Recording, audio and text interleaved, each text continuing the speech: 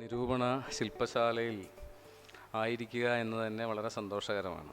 കാരണം നിരൂപണ കലയിൽ താല്പര്യമുള്ള ഇത്ര അധികം ആളുകളെന്ന് ഞാൻ പറയാൻ ധൈര്യപ്പെടുന്നു. കാരണം ഇതധികം ആളുകളാണ്, കാര്യമായൊരു സംഖ്യയാണ്, കാര്യമായൊരു സാന്നിധ്യമാണ്. നിങ്ങൾ 30ഓളം ആളുകൾ ഉണ്ട് ഇവിടെ എന്ന് ഞാൻ വിചാരിക്കുന്നു.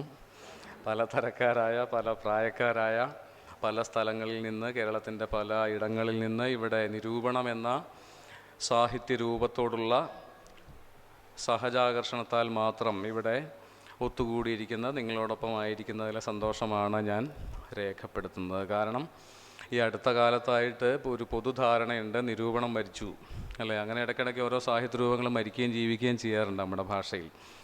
പണ്ട് 60കളിലാണെന്ന് തോന്നുന്നു കവിതയുടെ കൂമ്പടഞ്ഞിരുന്നു. പക്ഷേ 70കളിൽ അത് വീണ്ടും പൊട്ടിക്കിളിർക്കുകയും തളിർക്കുകയും വളരുകയും പടരുകയും പൂവിടുകയും ചെയ്തു എന്ന് നമുക്കറിയാം. ഞാൻ ഈ അടുത്തയിടെ ചെറുകാടിൻ്റെ ജീവിതപാത എന്ന ആത്മകഥ വീണ്ടും വായിക്കുമ്പോൾ ചെറുകാടിനെ മുണ്ടശ്ശേരി മാഷ് ഉപദേശിക്കുന്ന ഒരു ഭാഗമുണ്ട്. തൃശ്ശൂർ മംഗളോദയത്തിൽ വെച്ചാണ്.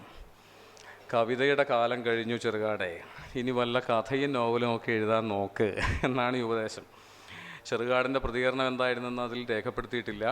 പക്ഷെ അവിടെ ഉണ്ടായിരുന്ന അന്നത്തെ ഒരു പഴയ കവി എന്ന് പറയുന്നത് മുതിർന്ന കവി എന്ന അർത്ഥത്തിൽ മാത്രമാണ്. KK രാജാവ് വളരെ ആവേശഭരിതനായി അപ്പോൾ പറഞ്ഞതായി ചെറുകാട് രേഖപ്പെടുത്തുന്ന ഒരു വാക്യമുണ്ട്. ആ വാക്യം എങ്ങനെയാണ്? ഭൂമിയിൽ പൂക്കൾ ഉണ്ടാകുന്ന കാലത്തോളം കവിതയുണ്ടാകും എന്നാണ്. അപ്പോൾ ഇക്കാര്യം ഞാൻ കഴിഞ്ഞ KLFൻ്റെ ഒരു കവിതാ സെഷനിൽ പറഞ്ഞപ്പോഴേക്കും, ഞാനൊരു മോഡറേറ്ററായിരുന്നു അവിടെ. നിരൂപകരെ പിടിച്ച് മോഡറേറ്ററാക്കുക എന്നുള്ളൊരു സാംസ്കാരിക വിനോദമാണല്ലോ ഇക്കാലത്ത്. അങ്ങനെ ഈ നിരൂപണത്തെ ഇല്ലാതാക്കാം, അല്ലെങ്കിൽ ചെറുതാക്കാം, കൊച്ചാക്കാം. കവികളൊക്കെ കൈയടിച്ചു. കാരണം ഭൂമിയിൽ പൂക്കളുണ്ടാകുന്ന കാലത്തോളം കവിതയുണ്ടാകും എന്നുള്ളത് കവികളെ സംബന്ധിച്ച് വളരെ ആഹ്ലാദകരമായൊരു പ്രസ്താവനയാണ്. വർഷങ്ങൾക്ക് മുൻപാണ്, 40കളിൽ KK രാജാവെന്ന ഇന്ന് വിസ്മൃതപ്രായനായ കവി നടത്തിയ പ്രഖ്യാപനം, ആ പ്രസ്താവന. ഇത്തരത്തിൽ നിരൂപണത്തെപ്പറ്റി പറയാൻ നിങ്ങൾക്ക് ധൈര്യമുണ്ടോ? ഭൂമിയിൽ കവിത അഥവാ സാഹിത്യമുള്ള കാലത്തോളം സാഹിത്യ നിരൂപണം ഉണ്ടാകുമെന്ന് പറയാൻ ഇവിടെ ഇരിക്കുന്ന ക്യാമ്പ് അംഗങ്ങൾക്ക് ധൈര്യമുണ്ടോ? വായനക്കാർ എന്തിന്? സാഹിത്യത്തിനോ നിരൂപണത്തിനോ? സാഹിത്യത്തിന്. സാഹിത്യ വായനക്കാരും നിരൂപണത്തിൻ്റെ വായനക്കാരും രണ്ടു കൂട്ടരാണോ? ഇവിടെ ഇപ്പോൾ ഒരാൾ പറയുന്നത് കേട്ടു. എന്തായിരുന്നു പേര്? ശ്രീനന്ദിനി എന്ന ക്യാമ്പ് അംഗം പറയുന്നത് കേട്ടു. ഞാൻ ഈയിടെയാണ് നിരൂപണത്തിലേക്ക് തിരിഞ്ഞതെന്ന് അല്ലേ? കവിത വായിച്ച് കവിതയോടുള്ള താല്പര്യത്താൽ ഈയിടെ ഞാൻ കാവ്യ നിരൂപണത്തിലും ശ്രദ്ധിക്കുന്നു അല്ലെങ്കിൽ പ്രവർത്തിക്കുന്നു എന്ന്. ഇത്തരത്തിൽ സാമാന്യ വായനക്കാരാണോ സാഹിത്യം, സർഗാത്മക സാഹിത്യം എന്ന് പറഞ്ഞു വരുന്ന കവിതയുടെയും നോവലിൻ്റെയും കഥയുടെയും വായനക്കാരാണോ വിമർശനത്തിൻ്റെ, നിരൂപണത്തിൻ്റെ വായനക്കാർ? നിരൂപണത്തിന് മാത്രമായി ഒരു വായനക്കൂട്ടമുണ്ടോ? ഉണ്ടാവാൻ സാധ്യതയുണ്ടോ? അക്കാദമിക് സമൂഹത്തെക്കുറിച്ച് നമ്മളിവിടെ സംസാരിക്കുന്നേ ഇല്ല. ഞാനതിൻ്റെ ഭാഗമലയായിട്ടല്ല ഇവിടെ നിന്ന് സംസാരിക്കുന്നത്. അങ്ങനെ ആകാനും ആഗ്രഹിക്കുന്നില്ല. ഇതെൻ്റെ വേറെ ഒരു കാര്യമാണ്. അതെൻ്റെ ജോലിയുടെ നീട്ടലല്ല, ജോലിയുടെ ഭാഗമേ അല്ല. എൻ്റെ ജോലി ഇവിടെ പ്രശ്നമേ അല്ല, നമ്മുടെ ആരുടെയും ജോലി പ്രശ്നമേ അല്ല. അപ്പോൾ ആരാണ് നിരൂപണം വായിക്കുന്നത്? കഥ വായിക്കുന്നവർ നിരൂപണം വായിക്കാറുണ്ടോ?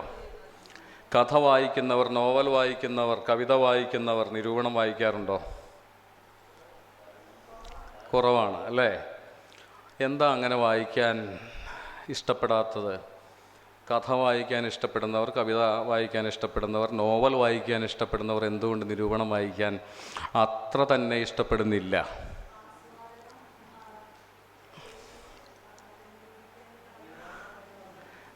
മറ്റേ വായന അല്ലേ, അലസ വായനയാകാം. ഇവിടെ പറഞ്ഞതുപോലെ വിനോദ ഉപാധി എന്ന നിലയിലാകാം കഥയുടെയും നോവലിൻ്റെയും കവിതയുടെയും വായന. നേരം പോക്കിന് വേണ്ടി വായിക്കാം, അതിൽ തെറ്റൊന്നുമില്ല. നേരം പോക്കിന് വേണ്ടിയാണ് എല്ലാവരും വായിക്കുന്നത്. നിരൂപണം നേരം പോക്കിന് വേണ്ടി ആരും വായിക്കാറില്ല. കഷായക്കുറിപ്പടി ആരും നേരം പോക്കിന് വേണ്ടി വായിക്കാത്തതുപോലെ മരുന്നിൻ്റെ ഡോക്ടറുടെ പ്രിസ്ക്രിപ്ഷൻ ആരും നേരം പോക്കിന് വേണ്ടി വായിക്കാത്തതുപോലെ, അല്ലെങ്കിൽ ഒരു സ്കാനിങ് റിപ്പോർട്ട് ആരും നേരം പോക്കിന് വേണ്ടി, അതുപോലെയാണ് നിരൂപണം എന്നല്ല ഞാൻ പറയുന്നത്, വായിക്കാത്തതുപോലെ നേരം പോക്കിന് വേണ്ടി എഴുതപ്പെടുന്നതോ വായിക്കപ്പെടുന്നതോ അല്ല നിരൂപണം. പക്ഷെ നിരൂപണത്തിൽ നേരം പോക്കാവാം എന്ന് വിശ്വസിക്കുന്ന ഒരാളാണ് ഞാൻ. മലയാള നിരൂപണത്തിൻ്റെ പാരമ്പര്യം, ചരിത്രം പരിശോധിച്ചാൽ ഒരുപാട് നേരം പോക്കുകളുടെ ഒരു പരമ്പരയാണ് അത് എന്ന് കാണാനും സാധിക്കും. പ്രൊഫസർ എം എൻ വിജയൻ്റെ ഒരു വാചകമുണ്ട്, പ്രൊഫസർ ഒഴിവാക്കുക അല്ലേ, എം എൻ വിജയൻ്റെ ഒരു വാചകമുണ്ട്.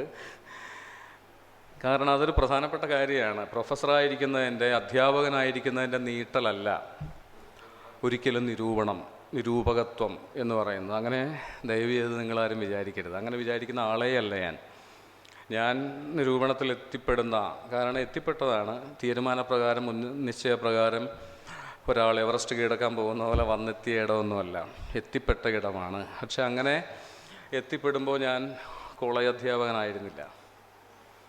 അതുകൊണ്ട് അതല്ല നിരൂപകനാവാനുള്ള യോഗ്യതാപത്രം എന്ന് പറയുന്നത്. കുട്ടിക്കൃഷ്ണമാരാരെ നമുക്കറിയാമല്ലോ, ആരായിരുന്നു? മാതൃഭൂമിയിലെ പ്രൂഫ് റീഡറായിരുന്നു.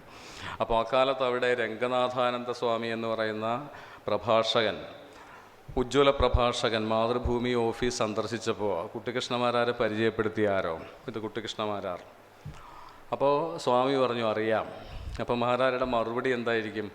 അതിനുവേണ്ടി ഞാനും ഇശി പണിയെടുത്തിട്ടുണ്ട്, അതിനുവേണ്ടി ഞാനും ഇശി പണിയെടുത്തിട്ടുണ്ട്, വെറുതെ അല്ല നിങ്ങൾ എന്നെ അറിഞ്ഞത്, എന്നെ പ്രൂഫ് റീഡറായല്ലോ നിങ്ങൾ അറിഞ്ഞത്, അതിന് തക്കതായ പണി ഞാനും എടുത്തതുകൊണ്ടാണ് അങ്ങനെ സംഭവിച്ചത്. ഒരു നിരൂപകൻ്റെ ആത്മവിശ്വാസമാണ്, ആത്മാഭിമാനമാണ്. അപ്പോൾ നമ്മൾ പറഞ്ഞു വന്നത് നിരൂപണം ആവശ്യപ്പെടുന്ന, നിരൂപണത്തിലെ നേരം പോക്കുകളെ പറ്റിയാണ്.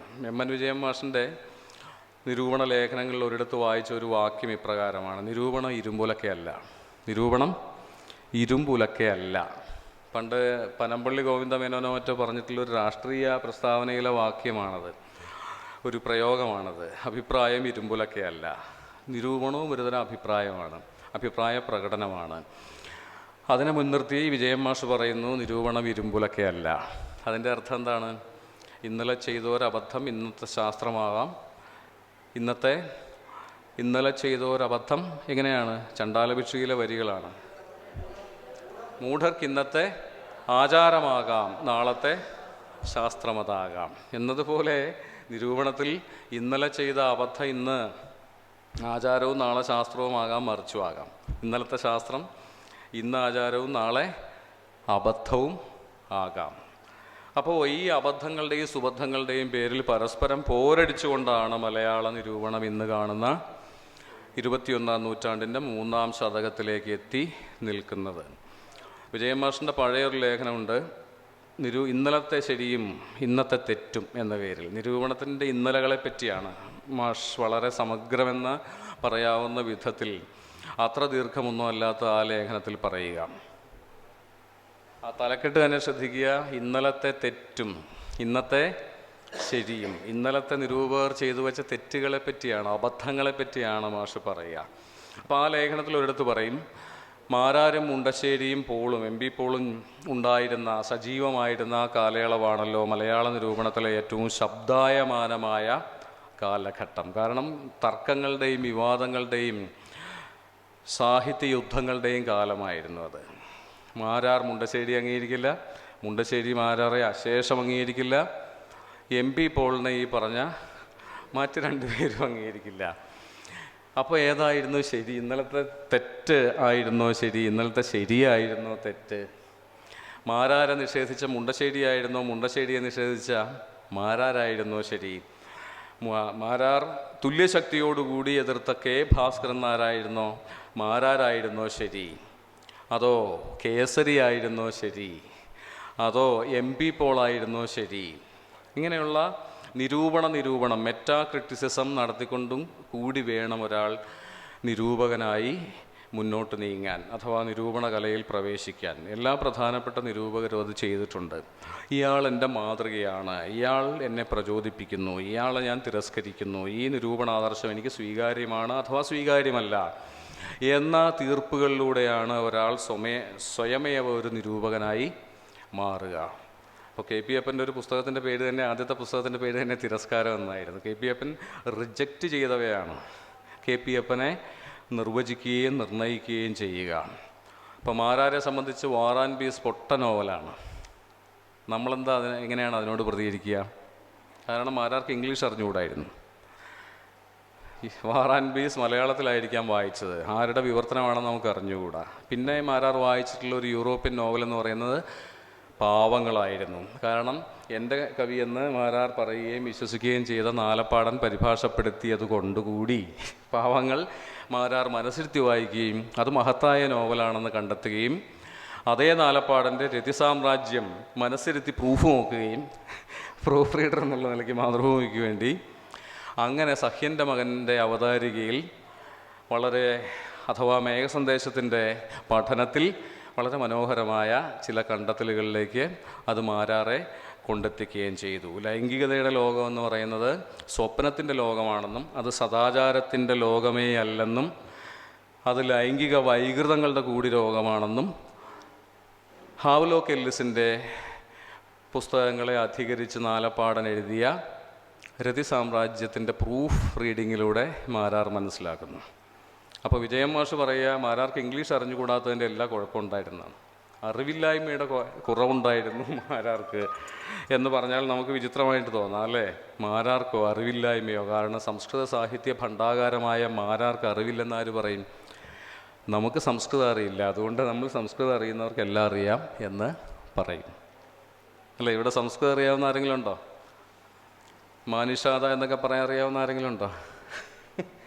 ഈയിടെ എൻ പ്രഭാകരൻ മാഷിൻ്റെ ഒരു കഥ പച്ചക്കുതിരയുടെ പുതിയ ലക്കത്തിലുണ്ട്, മാനിഷാദ എന്നാണ് അതിൻ്റെ പേര്. അതിലിങ്ങനെ ഒരു പഴയ കാരണവർ പ്രസംഗിക്കുകയാണ് കുടുംബയോഗത്തിൽ. കാരണവർക്ക് മുമ്പ് പ്രസംഗിച്ച ആളുകളെല്ലാം ഓരോ സംസ്കൃത ശ്ലോകം അറിയാവുന്ന മട്ടിലൊക്കെ ഉദ്ധരിച്ചു. അഭ്യുത്ഥാനം അധർമ്മസ്യ എന്നൊക്കെ ഉദ്ധരിച്ചു. അപ്പോൾ തനിക്കും ഒരു സംസ്കൃത ശ്ലോകം ഉദ്ധരിക്കണം എന്ന നിർബന്ധത്താൽ ഈ കാരണവർ മാനിഷാദായും തുടങ്ങി, പക്ഷേ ബാക്കിയൊന്നും ഓർമ്മ വന്നില്ല. അപ്പോൾ അതുകൊണ്ട് കാരണവർ ഇങ്ങനെ മനുഷാദ മനുഷാദ മനുഷാദ എന്നിങ്ങനെ പറഞ്ഞുകൊണ്ടിരുന്നു. മൈക്കിൻ്റെ മുമ്പിൽ നിന്നൊരു 10 മിനിറ്റ് നേരം എന്ന് അവസാനിക്കുന്ന കഥയാണത്. അപ്പോൾ നമുക്ക് സംസ്കൃതം അറിയാത്തതുകൊണ്ട് സംസ്കൃതം അറിയാവുന്നവർക്ക് എല്ലാം അറിയാം എന്നൊരു തെറ്റിദ്ധാരണയുണ്ടായിരുന്നു മലയാള നിരൂപണത്തിൻ്റെ ആദ്യകാലങ്ങളിൽ. പിന്നീട് ആ തെറ്റിദ്ധാരണ ഇംഗ്ലീഷ് അറിയാവുന്നവർക്കെല്ലാം അറിയാം എന്നായി മാറി. പിന്നീട് അത് ഇംഗ്ലീഷും മലയാളവും അറിയാവുന്ന സംസ്കൃതവും അറിയാവുന്നവർക്കെല്ലാം അറിയാം എന്നായി മാറി. അങ്ങനെയാണ് മലയാള നിരൂപണത്തിലെ പൗരസ്ത്യ പാശ്ചാത്യ സമന്വയത്തിൻ്റെ വക്താവായി മുണ്ടശ്ശേരി മാഷ് മാറുന്നത്. യൂറോപ്യൻ സാഹിത്യ സംസ്കാരത്തിൻ്റെ പതാകാവാഹകനായി കേസരി മാറുന്നത്. സംസ്കൃത സാഹിത്യ പരിജ്ഞാനത്തിൻ്റെ അവസാന വാക്കായി മാരാരും സാഹിത്യ പഞ്ചാനൻ PK നാരായണപിള്ളയും മാറുന്നത്. പിന്നീട് ഇങ്ങോട്ട് വരുന്നതോടുകൂടിയിട്ട് M കൃഷ്ണൻ നായർ യൂറോപ്യൻ സാഹിത്യ വിജ്ഞാനത്തിൻ്റെ എൻസൈക്ലോപീഡിയയായി മാറുന്നു. പക്ഷേ ഇന്ന് ഏതറിവും ഏത് പുസ്തകവും നമ്മുടെ വിരൽത്തുമ്പിലായിരിക്കുന്ന ഈ കാലത്ത് അത്തരം വിജ്ഞാനത്തിനും പാണ്ഡിത്യത്തിനും അത്തരം പാണ്ഡിത്യ പ്രൗഢിക്കും യാതൊരു പ്രസക്തിയുമില്ല, അല്ലെങ്കിൽ കാര്യമായ പ്രസക്തിയില്ല എന്ന് വന്നിരിക്കുന്നു. പാണ്ഡിത്യം ഒന്ന്, പെഡാൻട്രി എന്ന് ഇംഗ്ലീഷിൽ പറയുന്ന, അതിന് സുകുമാരൻ മാഷ്ടെ അല്ലേ, നമ്മുടെ നിരൂപകരുടെ കൂട്ടത്തിൽ അങ്ങനെ ഒരാളുണ്ടല്ലോ, നല്ലവനായ കാട്ടാളനെഴുതിയ സുകുമാരൻ മാഷിൻ്റെ ഭാഷയിൽ പറഞ്ഞാൽ ദാംഭികത്വം, അതാണ് പെഡാൻട്രി. പണ്ഡിത നാട്യം, പണ്ഡിതനല്ലാതിരിക്കുകയും പാണ്ഡിത്യം അഭിനയിക്കുകയും ചെയ്യുന്ന ഒരു വിഭാഗം എങ്കിലും നിരൂപണത്തിൽ എക്കാലത്തും ഉണ്ടായിരുന്നു. നമ്മൾ മാരാരെ പറ്റിയോ മുണ്ടശ്ശേരിയെ പറ്റിയോ അല്ല പറയുന്നത്, കേസരിയെ പറ്റിയല്ല പറയുന്നത്, K. ഭാസ്കരൻ നായരെ പറ്റിയല്ല പറയുന്നത്, സാനുമാഷെ പറ്റിയോ ലീലാവ് ടീച്ചറിനെ പറ്റിയോ MN വിജയനെ പറ്റിയോ KP അപ്പനെ പറ്റിയോ അല്ല പറയുന്നത്. പക്ഷേ പാണ്ഡിത്യമാണ് നിരൂപകൻ്റെ അടിസ്ഥാന യോഗ്യത എന്നൊരു ധാരണയോ തെറ്റിദ്ധാരണയോ നമ്മുടെ നിരൂപണ ലോകത്തെ എക്കാലത്തും ഉണ്ടായിരുന്നു. അങ്ങനെയാണ് ഈ പറഞ്ഞ പല നിരൂപകരും നിരൂപണ ലോകത്തെ അവസാന വാക്കുകളായി പ്രജാപതികളായി മാറിയത്. ആ പേരുകൾ തന്നെ നോക്കുക. PK നാരായണപിള്ള എന്നൊരു മനുഷ്യന് സാഹിത്യ പഞ്ചാനനൻ എന്നൊരു ബിരുദം സ്വയം അദ്ദേഹം കൽപ്പിച്ചതായിരിക്കില്ല, വായനക്കാർ കൽപ്പിച്ചു കൊടുത്തതായിരിക്കും. സാഹിത്യത്തിലെ സിംഹം എന്നാണ് അതിൻ്റെ അർത്ഥം. ആ പേരിലൊരു പത്രം നടത്തിയോണ്ടുകൂടി A. ബാലകൃഷ്ണപിള്ളയ്ക്ക് കേസരി എന്നൊരു സിംഹപര്യായം സ്വന്തം പേരായി അപരനാമമായി പതിച്ചു കിട്ടുന്നു. ഇങ്ങനെ ഇനി വേണ്ട, ഇങ്ങോട്ട് വരുമ്പോൾ അത് എനിക്കറിയില്ല, ഒരുപക്ഷെ KP അപ്പൻ എന്നുള്ളൊരു പേരാണോ? KP അപ്പൻ എന്നുള്ളൊരു പേരാണോ? നിങ്ങളൊക്കെ മലയാള സാഹിത്യ വിദ്യാർത്ഥികളല്ലേ, എനിക്കൊന്ന് പറഞ്ഞു തരണം. KP അപ്പൻ എന്നൊരു പേരാണോ എന്ന് ഞാൻ ചോദിക്കുന്നത് ആ ഇനിഷ്യൽ പേരിൻ്റെ ഒരു ഭാഗം ഒളിപ്പിച്ചിട്ടുണ്ടോ എന്നാണ്. ഇപ്പോൾ MB അപ്പൻ എം പൊന്നപ്പനാണെന്ന് എനിക്കറിയാം. പക്ഷേ KP അപ്പൻ K പൊന്നപ്പനാണോ എന്ന് എനിക്കിപ്പോഴും അറിയില്ല. അഥവാ അപ്പൻ എന്നൊരു പേര് മലയാളത്തിലുണ്ടോ, നടപ്പുണ്ടോ? ഇനി ഉണ്ടെങ്കിലും ഇല്ലെങ്കിലും അപ്പൻ എന്ന പേരുകാരനായ ഒരാൾ നിരൂപകനാവുന്നതോടുകൂടി അയാൾ നിരൂപണത്തിലെ ഒരു അനിഷേധ്യതയുടെ പേരായി മാറുന്നു. കാരണം അപ്പനെ ധിക്കരിച്ചുകൂടല്ലോ, അപ്പനാണല്ലോ. ഒരു ഈഡിപ്പസായി നിരൂപണത്തിലെ ഈഡിപ്പസിൻ്റെ അപ്പനായി അയാൾ സ്വയം മാറുന്നു. ഈഡിപ്പസ് എന്ന് പറഞ്ഞുകൂടാ, കാരണം ഈഡിപ്പസ് അപ്പനെ കൊന്ന ആളാണ്, പാരിസൈഡാണ്, പിതൃഹത്യയാണ് ഈഡിപ്പസിൻ്റെ സ്വഭാവം. മറിച്ച് ഈഡിപ്പസിൻ്റെ അപ്പൻ്റെ പേരാണ് അപ്പൻ എന്നത്, അല്ലേ? അത് വൈലോപ്പിള്ളിയുടെ കുടി മലതുരക്കൽ എന്ന കവിതയിൽ അപ്പ എന്ന് വിളിക്കും. അപ്പുറവും ഇപ്പുറവും മലതുരന്ന് വരുന്ന അപ്പനെ കേൾക്കാമോ, എൻ്റെ ശബ്ദം കേൾക്കാമോ എന്ന് ചോദിക്കുമ്പോൾ എന്താ പറയുക? അപ്പൻ എന്താ പറയുക? അപ്പനെ എനിക്ക് അസലായി കേൾക്കാമെന്നാണ്. അപ്പോൾ അപ്പനും മോനും ഒന്നാവും, അല്ലേ? അപ്പനെ എന്നാണ് അങ്ങോട്ടും ഇങ്ങോട്ടും വിളിക്കുന്നത്. അപ്പോൾ ആരാണ് അപ്പൻ, ആരാണ് മകൻ? രണ്ടുപേരും അപ്പനാണ്. അവിടെ ഒരു ഈഡിപ്പൽ ക്രൈസിസും ഇല്ല, രണ്ടുപേരും അപ്പനാണ്. അപ്പനെ എന്ന് വിളിച്ചാൽ രണ്ടാളും പരസ്പരം വിളി കേൾക്കും. അപ്പോൾ ഞാൻ ഈ ഈഡിപ്പസിലേക്ക് വന്നത് യാദൃച്ഛികമാണെങ്കിലും അവിടെ ഒന്ന് തങ്ങുന്നതിൽ തെറ്റില്ല എന്ന് വിചാരിക്കുന്നു. അത് 20-ാം നൂറ്റാണ്ടിലെ ഏറ്റവും പ്രധാനപ്പെട്ട പാശ്ചാത്യ നിരൂപകൻ എന്ന് പറയാവുന്ന ഒരാളുടെ ഒരു നിരൂപണ സിദ്ധാന്തത്തിൻ്റെ തന്നെ അടിസ്ഥാനമാണ്. We have literary fathers, we have to kill them. നിങ്ങൾ എന്തും എഴുതിക്കൊള്ളൂ, പക്ഷേ you have to kill your literary father. അതോടുകൂടിയിട്ടാണ് നിങ്ങൾ തന്മയുള്ള, തൻ്റെ ഇടമുള്ള, സ്വതന്ത്രനായ, ഒരു മൗലികതയുള്ള ഒരു എഴുത്തുകാരനായി, പ്രത്യേകിച്ച് നിരൂപകനായി മാറുക. ദ ആങ്സൈറ്റി ഓഫ് ഇൻഫ്ലുവൻസ് എന്ന പേരിലും അദ്ദേഹത്തിൻ്റെ ഒരു നിരൂപണ സിദ്ധാന്തം ഉണ്ട്. മറ്റുള്ളവരുടെ ഒരു പൂർവഗാമിയുടെ സ്വാധീനത്തിൽ നിന്ന് സ്വയം കുടഞ്ഞ് മോചിപ്പിക്കുന്നതോടുകൂടിയാണ്, ഒരുപക്ഷെ ഈ പിതൃസ്വരൂപത്തെ നിഷേധിക്കുന്നതോടുകൂടിയാണ്, ഹിംസിക്കുന്നതോടുകൂടിയാണ്, സഹ്യൻ്റെ മകൻ തൻ്റെ മസ്തകത്തിലിരിക്കുന്ന വിഗ്രഹം കുലുക്കി താഴെ ഇടുന്നതോട് കൂടിയിട്ടാണ്, പാപ്പാനെ തൻ്റെ ചവിട്ടടിയിൽ അമർത്തുന്നതോട് കൂടിയിട്ടാണ് സഹ്യൻ്റെ മകനായി മാറുക. അപ്പോഴാണ് സഹ്യൻ്റെ മകനായി മാറുക. കാടിൻ്റെ മകനായി ആന, കാട്ടാനയായി മാറുക. ഇങ്ങനെയെല്ലാം പറഞ്ഞ് ഹരോൾഡ് ബ്ലൂം എന്ന വിമർശകനാണ്. ഒരുപക്ഷെ 20-ാം നൂറ്റാണ്ടിൽ ജീവിച്ചു മരിച്ച, 20-ാം നൂറ്റാണ്ടിലെ പാശ്ചാത്യ നിരൂപണത്തിൽ പന്തലിച്ച് നിന്ന അവിടുത്തെ കുട്ടികൃഷ്ണമാരാരോ മുണ്ടശ്ശേരിയോ ആയിരുന്നു ഹരോൾഡ് ബ്ലൂം. അപ്പോൾ നിരൂപണത്തിലും ഇത് ബാധകമാണ്, നിരൂപകർക്കും ഇത് ബാധകമാണ്. തൻ്റെ പൂർവഗാമികളെ നിഷേധിക്കുക, നിഗ്രഹിക്കുക. നിഗ്രഹോത്സുകം സ്നേഹ വ്യഗ്രമെങ്കിലും ചിത്തം എന്നതുപോലെയാണ് നിരൂപണത്തിലെ വഴക്കുകൾ. ഒരു പൂർവഗാമിയെയെങ്കിലും അല്ലെങ്കിൽ പല പൂർവഗാമികളെയും പൂർവികരെയും നിഷേധിക്കാതെ, നിഗ്രഹിക്കാതെ, സ്നേഹപൂർവ്വം നിഗ്രഹിക്കാതെ ഒരു നിരൂപകനും ഒരു ഇഞ്ച് പോലും മുന്നോട്ട് നീങ്ങാനാവില്ല. കാരണം KP അപ്പനെ പോലെ ഇനിയും എഴുതേണ്ട ആവശ്യമില്ല. അതുകൊണ്ട് ആ അപ്പനെ കൊന്നേ തീരൂ. അത് വിദ്വേഷത്താലല്ല, വ്യക്തിവിദ്വേഷത്താൽ അല്ല, സ്നേഹപൂർവ്വമുള്ള ഹിംസയാണ്. ഈ സ്നേഹപൂർവ്വമുള്ള ഹിംസയുടെ, ഒരുപക്ഷെ ചോര ചിന്താതെയുള്ള ഹിംസയുടെ, വളരെ ഗാന്ധിയൻ ഹിംസയുടെ അരങ്ങാണ് നിരൂപണമെന്ന് നമുക്ക് വേണമെങ്കിൽ പറയാം. നിരൂപണത്തിൽ നേരം പോക്കുകളെ പറ്റിയാണല്ലോ നമ്മൾ പറഞ്ഞു തുടങ്ങിയത്. ഏറ്റവും വലിയ നേരം പോക്കുകൾ ഹിംസയുടെ സന്ദർഭത്തിലാണ് നമ്മുടെ നിരൂപകർ പുറത്തെടുക്കുക. ഉദാഹരണമായിട്ട് ഏറ്റവും ഞാൻ വായിച്ച് തലയറിഞ്ഞ് ചിരിച്ചിട്ടുള്ള ഒരു സന്ദർഭമുണ്ട്. പണ്ട് KM തരകൻ എന്ന ഞാൻ പഠിച്ച കോളേജിൽ മുൻപ് അധ്യാപകനായിരുന്ന എൻ്റെ നാട്ടുകാരനായ നിരൂപകൻ ഉറൂബിനെ പറ്റി ഒരു പുസ്തകം എഴുതുന്നു, വലിയൊരു പുസ്തകം, 500 പേജ് വരുന്ന പുസ്തകം. അതിനെ KP അപ്പൻ നിരൂപണം ചെയ്യുന്നു, വിമർശിക്കുന്നു. വിമർശനം അല്ലേ, ഖണ്ഡന വിമർശനത്തിന് വിധേയമാക്കുന്നു. അന്നൊക്കെ ഖണ്ഡനവും മണ്ഡനവും ഉണ്ടായിരുന്നു, ഇന്ന് രണ്ടും ഇല്ല. ഇന്ന് രണ്ടും ഇല്ല. അപ്പോൾ അതിലൊരിടത്ത് പറയുന്നുണ്ട്, വെറുതെ പുസ്തകത്തിൻ്റെ വലിപ്പം കൂട്ടാൻ വേണ്ടി തരകൻ സാർ ഈ പുസ്തകത്തിൽ ആവശ്യമില്ലാത്ത ഒരുപാട് കാര്യങ്ങൾ പറഞ്ഞു വെച്ചിട്ടുണ്ട്. ഉദാഹരണമായിട്ട് ഉറൂബിൻ്റെ രൂപം വർണ്ണിക്കുകയാണ്. വിശാലമായ നെറ്റിത്തടം, ചുട്ട പൊന്നിൻ്റെ നിറം, ചെറിയൊരു കുടവയറ്. ഇത് കൂട്ടി ചെയ്തിട്ട് KP അപ്പൻ പറയും, ഇത് വേണമെങ്കിൽ KM തരകനും ചേരും. ഈ ലക്ഷണങ്ങളെല്ലാം KM തരകനും ചേരും. വേണമെങ്കിൽ CV രാമൻപിള്ളയുടെ ചില കഥാപാത്രങ്ങൾക്കും.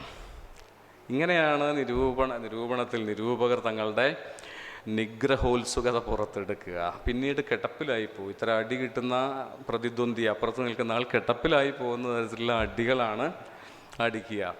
MN വിജയൻ മാഷ് നമ്മുടെ PK ബാലകൃഷ്ണൻ്റെ കാവ്യകല കുമാരനാശാനിലൂടെ എന്ന നല്ല പുസ്തകമാണ്. പക്ഷെ ഒരുപാട് വായാടിത്തരമുണ്ട്, തർക്കമുണ്ട്, അഹന്തയുണ്ട്.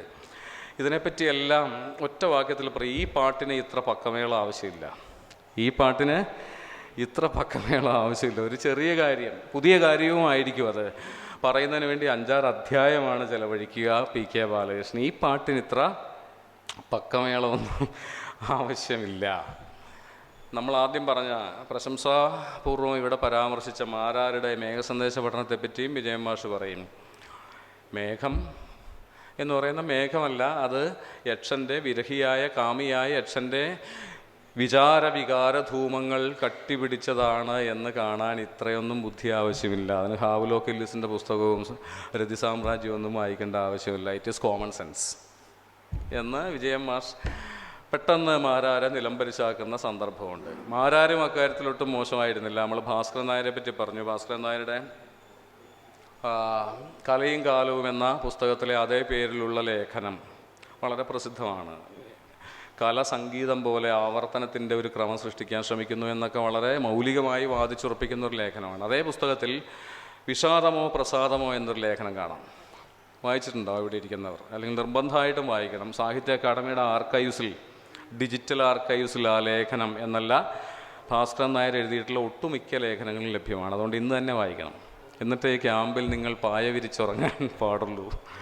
അത്ര മനോഹരമായ ലേഖനമാണ്. മനോഹരം എന്ന് ഞാൻ പറയുന്ന ഗദ്യഭംഗി കൊണ്ടുകൂടി ശ്രദ്ധേയമായ ലേഖനമാണ്. ആദ്യമായി ഒരുപക്ഷെ മലയാള നിരൂപണത്തിൽ മനോഹരമായ ഗദ്യം സൃഷ്ടിച്ച എഴുത്തുകാരനും ഭാസ്കരൻ നായരാണ്. ഭാസ്കരൻ നായർ, ഡോക്ടർ ഭാസ്കരൻ നായർ കൊളീജിയറ്റ് ഡിപ്പാർട്ട്മെൻറ്റിൻ്റെ ഡയറക്ടറൊക്കെ ആയിരുന്ന ആളാണ്. അത് വലിയൊരു കാര്യമല്ല. ആ കാലത്ത് അദ്ദേഹം ഒരുപാട് അധ്യാപകരായ നിരൂപകരെ സ്ഥലം മാറ്റി ബുദ്ധിമുട്ടിച്ചിട്ടുണ്ട് എന്നാണ് പറയപ്പെടുന്നത്. തിരുവനന്തപുരത്തുള്ള ആളെ ചിറ്റൂരേക്ക്, പാലക്കാട്ടേക്ക് സ്ഥലം മാറ്റുക, അല്ലെ അങ്ങനെയായിരിക്കും നിരൂപകനായി കുത്തൻ നായരൊക്കെ ഇവിടെ എത്തിപ്പെട്ടത്. അതുകൊണ്ടാണ് അദ്ദേഹത്തിന് പാലക്കാടൻ കാറ്റ് എന്ന പേരിൽ മനോഹരമായൊരു ഉപന്യാസം എഴുതാനും സാധിച്ചത്. ONV കുറുപ്പ് തലശ്ശേരി ബ്രണ്ടൻ കോളേജിലേക്ക് സ്ഥലം മാറ്റപ്പെട്ടിട്ടുണ്ട്. M കൃഷ്ണൻ നായർ ജോലി ചെയ്തിട്ടുണ്ട് മഹാരാജാസ് കോളേജിൽ. യൂണിവേഴ്സിറ്റി കോളേജിലല്ല അദ്ദേഹം പൂർണ്ണമായും ജോലി ചെയ്തത്. അതിൻ്റെ പിന്നിൽ ഈ വൈരനിര്യാതന ബുദ്ധിയായിരുന്നു ഡോക്ടർ ഭാസ്കരൻ നായരുടെ എന്ന് M കൃഷ്ണൻ നായരാണ് എഴുതി കണ്ടിട്ടുള്ളത്. എനിക്കറിയില്ല, നമുക്കാർക്കും അറിയില്ല, അറിയേണ്ട ആവശ്യവും ഇല്ല. ഏറ്റവും മനോഹരമായ ഗദ്യം എഴുതിയിരുന്ന മലയാള നിരൂപകരിൽ ഒരാളാണ് ഡോക്ടർ ഭാസ്കരൻ നായർ. അപ്പോൾ ഈ ലേഖനത്തിൽ അദ്ദേഹം വാദിക്കുക വിഷാദം പാടില്ല എന്നാണ്. വിഷാദം വളരെ അനാരോഗ്യകരമാണ്. കുമാരനാശാൻ പോലും വളരെ വിഷാദിയായിരുന്നു. മലയാള കവിതയിലേക്ക് വിഷാദത്തിൻ്റെ കരിനീല തടാകങ്ങൾ വിഷാദമോ പ്രസാദമോ, ചിലപ്പോൾ തിരിച്ചു ആവും. പ്രസാദമോ വിഷാദമോ,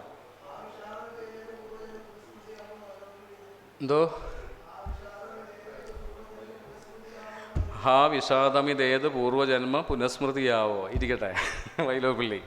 അതിനു മുമ്പ് കാളിദാസനും പറഞ്ഞിട്ടുണ്ട് അല്ലേ, വീക്ഷ്യാണി രമ്യ ശബ്ദാൻ എന്നൊക്കെ പറയുന്ന ഒരു ശ്ലോകമില്ലേ ശാകുന്തളത്തിൽ ഉണ്ട്. വീക്ഷ്യാണി നിശമ്യ മധുര ശബ്ദാൻ, മധുരമായ ശബ്ദങ്ങളും മനോഹരമായ കാഴ്ചകളും കാണുമ്പോൾ എന്തൊക്കെയോ വിഷാദങ്ങളിങ്ങനെ തേട്ടി വരുന്നു എന്നാണ് പറയുന്നത്. വാസ്തവത്തിൽ ഇതൊന്നുമല്ല സംഭവിച്ചത്. ശകുന്തളയെ ഉപേക്ഷിച്ച് പോയ ദുഷ്യന്തരൻ ഒരു നല്ല പാട്ട് കേൾക്കുമ്പോൾ ആ പഴയ ഓർമ്മ ഇങ്ങനെ വന്നു, ആരുടെ? ശകുന്തളയുടെ ഓർമ്മ വന്നു. അപ്പോൾ അതിനെ ന്യായീകരിക്കാൻ വേണ്ടി പറയുന്നതാണ് മനോഹരമായ ശബ്ദങ്ങളും കാഴ്ചകളും നിശമ്യ ശബ്ദാൻ, നല്ല ശബ്ദങ്ങൾ കേട്ടാൽ ഏതോ പൂർവജന്മ സ്മരണകൾ ഉണരുകയും അങ്ങനെ നമ്മുടെ ഹൃദയത്തെ വിഷാദം പിടികൂടുകയും ചെയ്യും. വാസ്തവത്തിൽ അതൊന്നുമല്ല, മനഃപൂർവ്വം ഉപേക്ഷിച്ച് കളഞ്ഞ് ശകുന്തളയെ വീണ്ടും ഓർമ്മ വന്നപ്പോൾ ഉണ്ടായ കുറ്റബോധമായിരുന്നു എന്ന് മുണ്ടശ്ശേരി മാഷ് പണ്ട് തന്നെ പറഞ്ഞിട്ടുണ്ട്. അപ്പോൾ ശാകുന്തളത്തിലെ ആ ശ്ലോകവും നിങ്ങളൊന്ന് നോക്കി കണ്ടുപിടിക്കണം. എന്താണ് നൊസ്റ്റാൾജിയ എന്നതിൻ്റെ ഏറ്റവും നല്ല ക്ലാസിക്കൽ ദൃഷ്ടാന്തമാണ് ഈ കാളിദാസ ശ്ലോകം. ഒരുപക്ഷെ കാളിദാസ 5-ാം അംഗത്തിലോ മറ്റോ ഉള്ള ഈ ശ്ലോകം. ശകുന്തളയെ കാളിദാസൻ്റെ ദുഷ്യന്തൻ ഉപേക്ഷിച്ചതിന് ശേഷമുള്ള ഘട്ടത്തിൽ പ്രത്യക്ഷപ്പെടുന്ന ഈ ശ്ലോകം. രമ്യാണി വീക്ഷ്യ, അങ്ങനെയാണ് അതിൻ്റെ ആരംഭം. 10-ാം ക്ലാസ്സിൽ പഠിച്ചതാണ്, മറന്നുപോയി. പഠിക്കാൻ കാരണമുണ്ട്, അന്ന് മുണ്ടശ്ശേരി മാഷിൻ്റെ കാവ്യപീഠികയിൽ ഒരു അധ്യായം പഠിക്കാനുണ്ടായിരുന്നു. അതിൽ നിന്ന്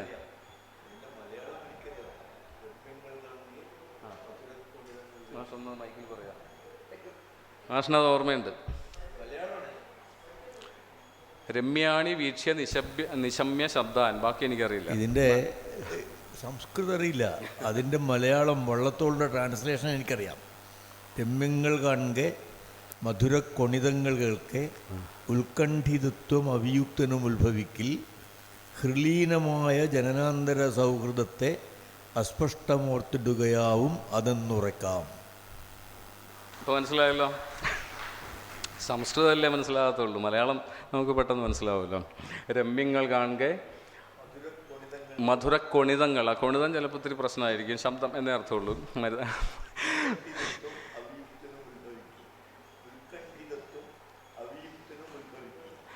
ഉത്കണ്ഠിതത്വം അവിയുക്തനും ഉത്ഭവിക്കേ. ഉത്കണ്ഠ, അവിയുക്തൻ, പ്രിയപ്പെട്ട ഒരാളെ പിരിയാത്ത ഒരാൾക്കും ഉത്ഭവിക്കേ.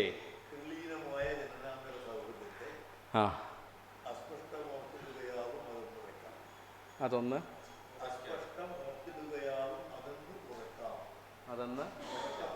ഉറക്കാം. ഓക്കെ.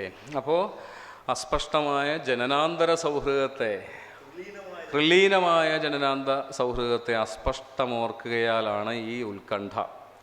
വെറുതെ ഇരിക്കുന്ന ആൾക്കും ഒരു ഉത്കണ്ഠ.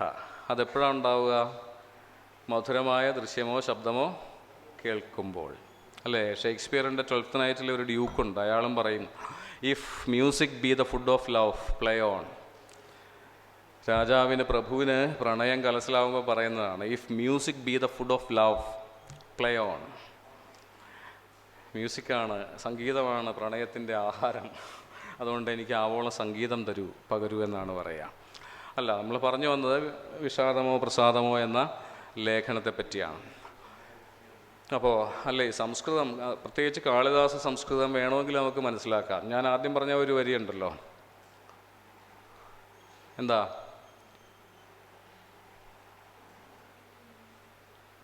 രമ്യാസു വീക്ഷ്യ നിശമ്യ ശബ്ദാൻ എന്നൊക്കെ പറഞ്ഞാൽ 1, 2 വട്ടം 3 വട്ടം വായിച്ചാൽ നമുക്ക് മനസ്സിലാവും, അല്ലേ? രമ്യാസു വീക്ഷ്യ, രമ്യം എന്താണെന്ന് നമുക്കറിയാം, വീക്ഷണം എന്താണെന്ന് നമുക്കറിയാം. നിശമ്യ, നിശമനം എന്ന് പറഞ്ഞാൽ കേൾവിയാണ്, നിശമനം കേൾവിയാണെന്ന് നമുക്കറിയാം. ഓക്കെ. നിശമ്യ ശബ്ദാൻ, ശബ്ദം നമുക്കറിയാം. ഇങ്ങനെയൊക്കെ വായിക്കാവുന്ന സംസ്കൃതത്തിൽ എഴുതിയിട്ടുള്ള ഒരേ ഒരു മഹാകവിയെ സംസ്കൃതത്തിലുണ്ടായിരുന്നുള്ളൂ, അത് കാളിദാസനാണ്. ആ ശൈലിയുടെ പേരാണ് വൈദർഭി ശൈലി എന്ന് പറയുന്നത്. ലാളിത്യമാണ് അതിൻ്റെ ഒരു മുദ്ര. അതുകൊണ്ടാണ് ആ കാളിദാസൻ മാത്രം ഇപ്പോഴും വായിക്കപ്പെടുകയും മറ്റ് സംസ്കൃത കവികളെല്ലാം വിസ്മരിക്കപ്പെടുകയും ചെയ്യുന്നത്. മുണ്ടശ്ശേരിയുടെ മഹാകവിയായിരുന്നു കാളിദാസൻ. കാരണം മുണ്ടശ്ശേരിക്ക് മനസ്സിലാകുന്ന ഭാഷയിൽ എഴുതുന്ന കവികളായിരുന്നുള്ളൂ. അങ്ങനെയുണ്ട്. അതിനെപ്പറ്റി നമ്മൾ പിന്നീട് പറയാം, നമുക്ക് സമയം അനുവദിക്കുന്ന മുറയ്ക്ക് പറയാം. അപ്പോൾ ഈ ലേഖനത്തിലെ കെ ഭാസ്കരൻ നായരുടെ ഈ ലേഖനത്തിലെ പ്രധാന വാദം ഇതാണ്: ആശാൻ മഹാവിഷാദിയായിരുന്നു. മലയാള കവിതയിലേക്ക് വിഷാദത്തിൻ്റെ കരിനീല തടാകങ്ങളെ അണമുറിച്ചു വിട്ടു ആശാൻ വീണപൂവിലെ ആ അവസാന ശ്ലോകത്തിലൂടെ, കണ്ണേ മടങ്ങുക എന്നാരംഭിക്കുന്ന ആ ശ്ലോകത്തിലൂടെ. പക്ഷെ അതല്ല വേണ്ടത്. നമുക്ക് പ്രസാദമാണ് ആവശ്യം. വളരെ ഒപ്റ്റിമിസ്റ്റിക്കായ ഒരു ജീവിത സമീപനമാണ് ആവശ്യം. കാരണം ഈ കടലിലേക്ക് നോക്കിയിരുന്നിട്ടാണ് വിഷാദം ഇങ്ങനെ ഇരമ്പി നിറയുന്നത് കവികളുടെ അന്തരംഗത്തിൽ. ഈ ഇരുണ്ട കടലിലേക്ക്, നീലക്കടലിലേക്ക് നോക്കിയിരിക്കുമ്പോഴാണ് മനുഷ്യൻ വിഷാദിയാവുക. മറിച്ച് പർവ്വതങ്ങൾ നോക്കൂ. എന്താ പർവ്വതത്തിൻ്റെ സവിശേഷത? പർവ്വതത്തിൻ്റെ ഒരു പര്യായം തന്നെ ആചലം എന്നാണ്. അനങ്ങാതെ ശാന്തഗംഭീരമായി നിൽക്കുന്ന പർവ്വതങ്ങൾ നോക്കൂ, നിങ്ങൾക്ക് പ്രസാദവാന്മാരായി മാറാം. ഇതാണ് ഭാസ്കരൻ നായരുടെ മൗലികവും ഭാവനാത്മകവുമായ വാദങ്ങൾ. കുട്ടിക്കൃഷ്ണമാരാർ ഒരൊറ്റ വിതർക്കം കൊണ്ട് അതിൻ്റെ കുമിള പൊട്ടിച്ച് കളഞ്ഞു. ഇവിടെ പറയുന്നത് എന്താണ്? പർവ്വതങ്ങൾ വളരെ ശാന്തഗംഭീരമാണ്, കടല് വിഷാദത്തിൻ്റെ കരിനീലക്കയമാണ് എന്ന് പറഞ്ഞ ഭാസ്കരൻ നായരോട് മാരാർ ചോദിക്കുന്നു, മറിച്ചു വായിക്കൂടെ? ഒരു നിമിഷം നിങ്ങളൊന്ന് സങ്കല്പിക്കുക. വളരെ ആഹ്ലാദവാനായി കളിച്ചു മറിയുന്ന, തിമിർത്ത് മറിയുന്ന കടൽ, വിഷാദമൂകനായി നിൽക്കുന്ന പർവ്വതം. തിരിച്ചും ആകാമല്ലോ. പർവ്വതങ്ങൾ നോക്കി നമുക്ക് വിഷാദിക്കുകയും സമുദ്രത്തെ നോക്കി നമുക്ക് ആഹ്ലാദിക്കുകയും ആകാം. അപ്പോൾ ഇതൊരു ഇംപ്രഷൻ മാത്രമാണ്, വളരെ ഇംപ്രഷനിസ്റ്റിക്കാണ്, ആത്മനിഷ്ഠമാണ് ഈ പറച്ചിലെന്ന് പറഞ്ഞുകൊണ്ട് ഭാസ്കരൻ നായരെ കൊമ്പ് കുത്തിക്കുന്നു, മുട്ടുകുത്തിക്കുന്നു മാരാർ. ഇനി മാരാരും മുണ്ടശ്ശേരിയും തമ്മിൽ നടന്ന ഒരു വലിയ തർക്കമാണ്. മുണ്ടശ്ശേരിയുടെ പ്രസിദ്ധമായൊരു ലേഖനമുണ്ടല്ലോ, കാളിദാസനും കാലത്തിൻ്റെ ദാസൻ. ആ കാലദാസനായ കാളിദാസൻ തൻ്റെ രാജാവിനെ കൂടി വെള്ളപൂശുന്നതിന് വേണ്ടി, എല്ലാ രാജാക്കന്മാരെയും വെള്ളപൂശുന്നതിന് വേണ്ടി ദുഷ്യന്തൻ എന്ന തൻ്റെ നായകര കഥാപാത്രത്തെ, രാജാവിനെ മറവിയുടെ ഫലമായി ശകുന്തളയെ, അല്ലെങ്കിൽ ശാപത്തിൻ്റെ ഫലമായി ശകുന്തളയെ മറന്നവനായി മാറ്റി ചിത്രീകരിക്കുന്നു. കാരണം മഹാഭാരതത്തിൽ അതങ്ങനെയല്ല, അവിടെ ശാപത്തിൻ്റെ കഥയേ ഇല്ല, ദുർവാസാവില്ല. അപ്പോൾ ആരാണ് ഉത്തരവാദി? ശകുന്തള മാത്രമാണ് ഉത്തരവാദി. കാരണം ശകുന്തള ദുർവാസാവിനെ ഗൗനിക്കാത്തതിനാൽ ശകുന്തളയെയാണ് ശപിക്കുന്നത്. എത്ര വിചിത്രമാണെന്ന് ആലോചിച്ച് നോക്കുക. ശകുന്തള ദുർവാസാവിനെ ഗൗനിക്കാത്തതിനാൽ ആ ശകുന്തളയ്ക്ക് ഏറ്റുവാങ്ങേണ്ടി വന്ന, തൻ്റെ ഉപേക്ഷയാൽ ശകുന്തള വില കൊടുത്തു വാങ്ങിച്ച ശാപത്താലാണ് പാവം ദുഷ്യന്തൻ ശകുന്തളയെ മറന്നത്. എത്ര നിരപരാധി അല്ലേ? ഇതാണ് മുണ്ടശ്ശേരി മാഷ് പറയുന്നത്. ഉടനെ മാരാരുടെ പ്രത്യാഖ്യാനം വരുന്നു. ഇങ്ങനെയൊന്നും രാജാവിനെ വെള്ളപൂശേണ്ട ബാധ്യത കാളിദാസനില്ല. മാരാർ അവിടം കൊണ്ട് അവസാനിപ്പിച്ചില്ല. ഈ വെള്ളപൂശുക എന്നതുപോലുള്ള പ്രയോഗങ്ങൾ കമ്മ്യൂണിസ്റ്റ് സാഹിത്യകാരന്മാരുടെ നിഘണ്ടുവിൽ നിന്നാണ് വരുന്നത്. കാളിദാസനെ പറ്റി പറയുമ്പോൾ വെള്ളപൂശാൻ പാടില്ല, വെള്ളപൂശുക പോലെയുള്ള ജനകീയ കമ്മ്യൂണിസ്റ്റ് തൊഴിലാളി വർഗ പദങ്ങൾ ഉപയോഗിക്കാൻ പാടില്ല. അത് അനൗചിത്യമാണ്. കാരണം അനൗചിത്യം സംസ്കൃതത്തിലെ ഏറ്റവും വലിയ കാവ്യദോഷമാണ്, സാഹിത്യദോഷമാണ്. അപ്പോൾ മുണ്ടശ്ശേരിയുടെ മറുപടിയുണ്ട്, ഇനിയും ജനങ്ങൾക്ക് മനസ്സിലാകുമെങ്കിൽ ഇതല്ല ഇതിലപ്പുറവും ഞാൻ പ്രയോഗിക്കും, ഇനിയും ഞാൻ വെള്ളപൂശിക്കൊണ്ടേയിരിക്കും. മറിച്ച് ധവളീഭവിപ്പിക്കുക എന്നൊക്കെ എഴുതിയിരുന്നെങ്കിൽ മാരാർക്ക് വളരെ പഥ്യമായി തീരുമായിരുന്നു ഈ വെള്ളപൂശൽ. അപ്പോൾ ഭാഷയിൽ തന്നെ ഒരുതരം ഹൈറാർക്കി ഉണ്ടെന്നുള്ളതാണ്. ഒരാളുടെ ഭാഷ, നിരൂപണത്തിലെ ഭാഷ എന്താവണോ നിങ്ങൾ ഒരു നിരൂപക നിശ്ചയിക്കേണ്ടതാണ്.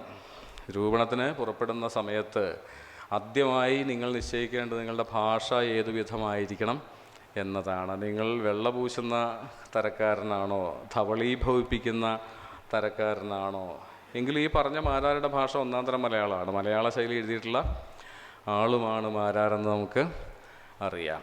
അപ്പോൾ ഇങ്ങനെ വലിയ പ്രൗഢ മസ്തിഷ്കങ്ങൾ ഉഴുതുമറിച്ചിട്ട മലയാള നിരൂപണം ആധുനികതയുടെ കാലവും വളരെ സമൃദ്ധമായിരുന്നു. നമുക്കറിയാം KP അപ്പൻ്റെയും വി രാജകൃഷ്ണൻ്റെയും ആഷാമേനോൻ്റെയും നരേന്ദ്രപ്രസാദിൻ്റെയും ഒപ്പം MN വിജയൻ്റെയും M ലീലാവതിയുടെയും കാലമായിരുന്നു.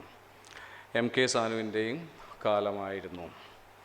ഇവരെല്ലാം ഏറെക്കുറെ നിരൂപണത്തിൽ നിന്ന് പിൻവാങ്ങിയതോടുകൂടി മലയാള നിരൂപണം അനാഥമായി പോയി എന്നാണ് പൊതുവെ പറയപ്പെടുന്നത്. അങ്ങനെ വിശ്വസിക്കുന്ന ആരെങ്കിലും ഉണ്ടോ ഈ കൂട്ടത്തിൽ? ഏതായാലും ആ വിജനമായ, എല്ലാവരും ഉപേക്ഷിച്ച് പോയ ആ വഴിയിലൂടെ കഴിഞ്ഞ 20 വർഷമായി സാമാന്യം നല്ല പണിയെടുത്തുകൊണ്ട് നടന്നു വരുന്ന ഒരാളെന്നുള്ള നിലയ്ക്ക് അങ്ങനെയൊന്നും സംഭവിച്ചിട്ടില്ല എന്ന് വിശ്വസിക്കാനും പറയാനും ഞാൻ ധൈര്യപ്പെടുന്നു. ഞാൻ ഇവിടെ വെച്ച് അവസാനിക്കാത്ത കാലത്തോളം വരുന്ന ഒരു 10 കൊല്ലത്തേക്കെങ്കിലും ഈ വഴിയെ തന്നെ, 10 കൊല്ലത്തേക്കല്ല, ജീവിതാവസാനം വരെ ഈ വഴിയെ തന്നെ നീങ്ങാനാണ് എൻ്റെ തീരുമാനം. കാരണം ഞാൻ ഇതുപോലെ ഇഷ്ടപ്പെടുന്ന, ഇത്ര ആസ്വദിക്കുന്ന, എൻ്റെ ജീവിതത്തെ ഇത്ര സമ്പന്നമാക്കുക വെച്ചാൽ വലിയ തുക കിട്ടുമെന്നുള്ള അർത്ഥത്തിലല്ല, ആന്തരിക സമ്പന്നത കൊണ്ട് എന്നെ എൻ്റെ ജീവിതത്തിൻ്റെ അർത്ഥമുണ്ട് എന്ന് പറഞ്ഞു തന്നുകൊണ്ടിരിക്കുന്ന ഈ വഴി ഉപേക്ഷിക്കാൻ ഞാൻ ഏതായാലും ഒരുക്കമല്ല. അപ്പോൾ ഇങ്ങനെ ഒരു ഫ്രോസ്റ്റിൻ്റെ റോട്ട് നോട്ട് അയക്കണമെന്ന കവിതയിലേതുപോലെ ഒരു ചോയ്സിൻ്റെ മുമ്പിലാണ് നിങ്ങളെന്ന് വിചാരിക്കുക. ആ കവിതയുടെ അവസാന വരികൾ ഓർമ്മയുണ്ടാവും. I traveled through the less traveled paths and that made all the difference. That made all the difference. നമ്മൾ ആ വഴിയിലൂടെ പോയിട്ട് എവിടെയാണോ എത്തുക അതിൻ്റെ എല്ലാം പിന്നിൽ ആ തിരഞ്ഞെടുപ്പിൻ്റെ മുഹൂർത്തമാണ് എന്ന് മനസ്സിലാക്കുക. അല്ലേ? കവിയാകാൻ തീരുമാനിക്കുന്നത് പോലെ, കഥാകാരനാവാൻ തീരുമാനിക്കുന്നത് പോലെ, അധ്യാപകനാവാൻ തീരുമാനിക്കുന്നത് പോലെ, ആകാതിരിക്കാൻ തീരുമാനിക്കുന്നത് പോലെ ഒരു നിർണായക തീരുമാനമാണ് നിരൂപണമാണോ നിങ്ങളുടെ വഴി എന്ന തീരുമാനമെടുക്കേണ്ടി വരുന്ന ആ മുഹൂർത്തം. കാരണം ഒട്ടും ലാഭകരമല്ലാത്ത, ഒരുപക്ഷെ വലിയ പരിഹാസവും നിന്ദയും അവഗണനയൊക്കെ നേരിടേണ്ടി വരുന്ന ഒരു സാഹിത്യ മേഖല കൂടിയാണ്. ഈ പറയുന്ന മാരാർ മരിച്ചപ്പോൾ ആ വീട്ടിൽ 10-ൽ താഴെ ആളുകളായിരുന്നു ആ മരണം അന്വേഷിച്ചെത്തിയത് എന്നതൊരു വസ്തുത മാത്രമാണ്. അത് ആരാണോ ഉത്തരവാദി എന്ന് ചോദിച്ചാൽ ആരാരും ഉത്തരവാദി ആയിരുന്നിരിക്കാം, ഒരുപാട് ഖണ്ഡന വിമർശനമൊക്കെ നടത്തിയതുണ്ടായിരിക്കാം. പക്ഷെ അതുമാത്രമല്ല, ഒരു നിരൂപകൻ്റെ സാന്നിധ്യമോ അസാന്നിധ്യമോ അത്രയൊന്നും ശ്രദ്ധേയമല്ല നമ്മുടെ സാംസ്കാരിക രംഗത്ത്. പക്ഷെ അത്രയൊന്നും അപ്രസക്തവുമല്ല, വളരെ പ്രസക്തമാണ്. കാരണം നമ്മളുടെ മഹാ നോവലിസ്റ്റുകളുടെയും കവികളുടെയും പേരുകളോടൊപ്പം തന്നെ മഹാനിരൂപകരുടെയും ഒരു പെരുമ്പട്ടിക നമുക്ക് നമ്മുടെ മുന്നിലുണ്ട്. നമ്മളാരും എഴുതി തൂക്കാതെ തന്നെ അതവിടെ ഉണ്ട് എന്നത് ഒരു വസ്തുതയാണ്. പക്ഷേ നിരൂപകർക്ക് ഈ പരിവേഷം നഷ്ടപ്പെട്ടിരിക്കുന്നു. കേസരിയുടെ പരിവേഷം, സാഹിത്യ പഞ്ചാനനൻ എന്ന പരിവേഷം, സാഹിത്യ വാരഫലക്കാരൻ എന്ന പരിവേഷം, KP അപ്പൻ എന്ന പരിവേഷം. ബോധലേരുടെ ഒരു കവിതയുണ്ട്. ഒരു കവി ഇങ്ങനെ വളരെ തിരക്കുള്ള റോഡ് മുറിച്ച് കിടക്കുകയാണ്. അപ്പോൾ ഒരു പരിചയക്കാരൻ ഓടി വന്നിട്ട് ചോദിക്കുകയാണ്, എവിടെ പോയി നിങ്ങളുടെ ആ പരിവേഷം? അത് ഈ തിരക്കിൽ ഏതോ ഓടയിൽ വീണുപോയി. സാരമില്ല, പോട്ടെ, എനിക്കത് വേണ്ട. ഐ ആം ബോർഡ് വിത്ത്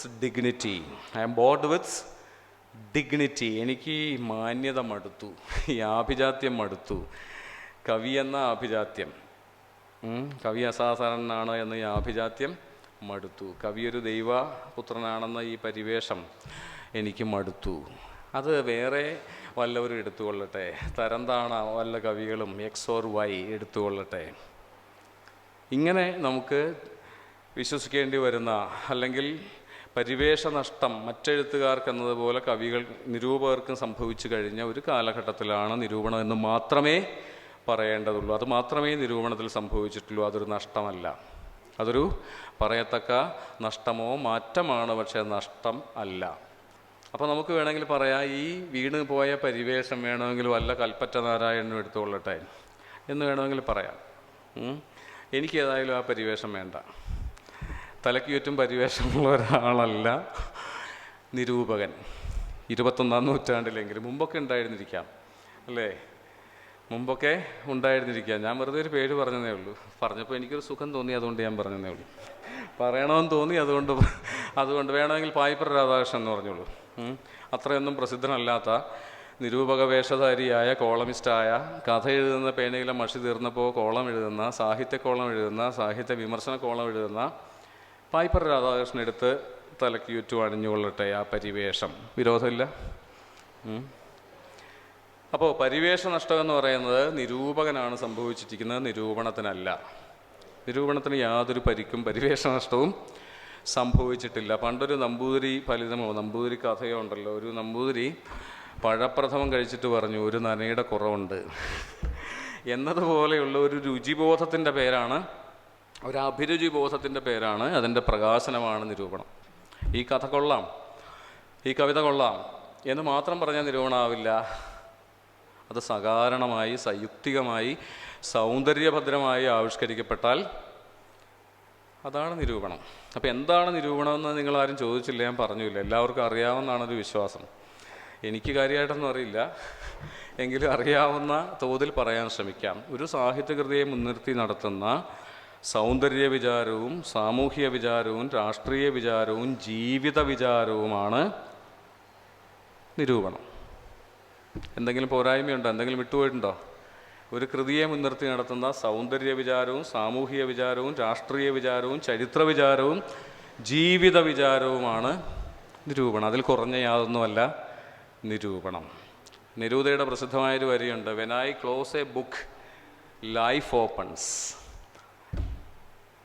പുസ്തകം അടയ്ക്കുമ്പോൾ ജീവിതം തുറക്കുന്നു. അപ്പോൾ ജീവിതത്തിലേക്കുള്ള പുസ്തകത്തിൻ്റെ തുറക്കലാണ് നിരൂപണമെന്നും പറയാം.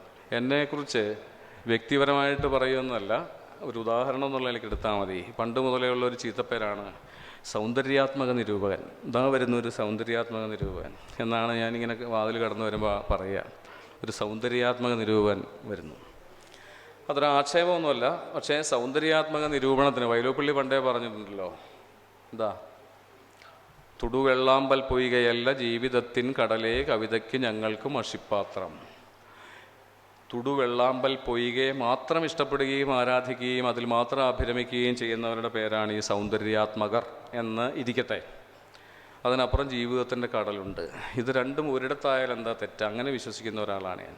കവിതയുടെ രാഷ്ട്രീയവും കവിതയുടെ സൗന്ദര്യവും സാഹിത്യത്തിൻ്റെ സാമൂഹികതയും സാഹിത്യത്തിൻ്റെ വ്യക്തിപരതയും എല്ലാം പരസ്പരം രഞ്ജിക്കാത്ത രണ്ട് ദിക്കിലേക്ക് എതിർദിശകളിലേക്ക് വളരുന്ന രണ്ട് കാളക്കൊമ്പുകളല്ല, മറിച്ച് ഒരു സൗന്ദര്യാത്മകന് രാഷ്ട്രീയ ബോധത്തോടെ, ചരിത്രബോധത്തോടെ, സാമൂഹ്യബോധത്തോടെ, ജീവിതബോധത്തോടെ തൻ്റെ നിരൂപക വൃത്തിയിൽ ഏർപ്പെടാൻ സാധിക്കും എന്ന ഒരു വിശ്വാസമാണ് ഇപ്പോൾ ഈ നിമിഷം.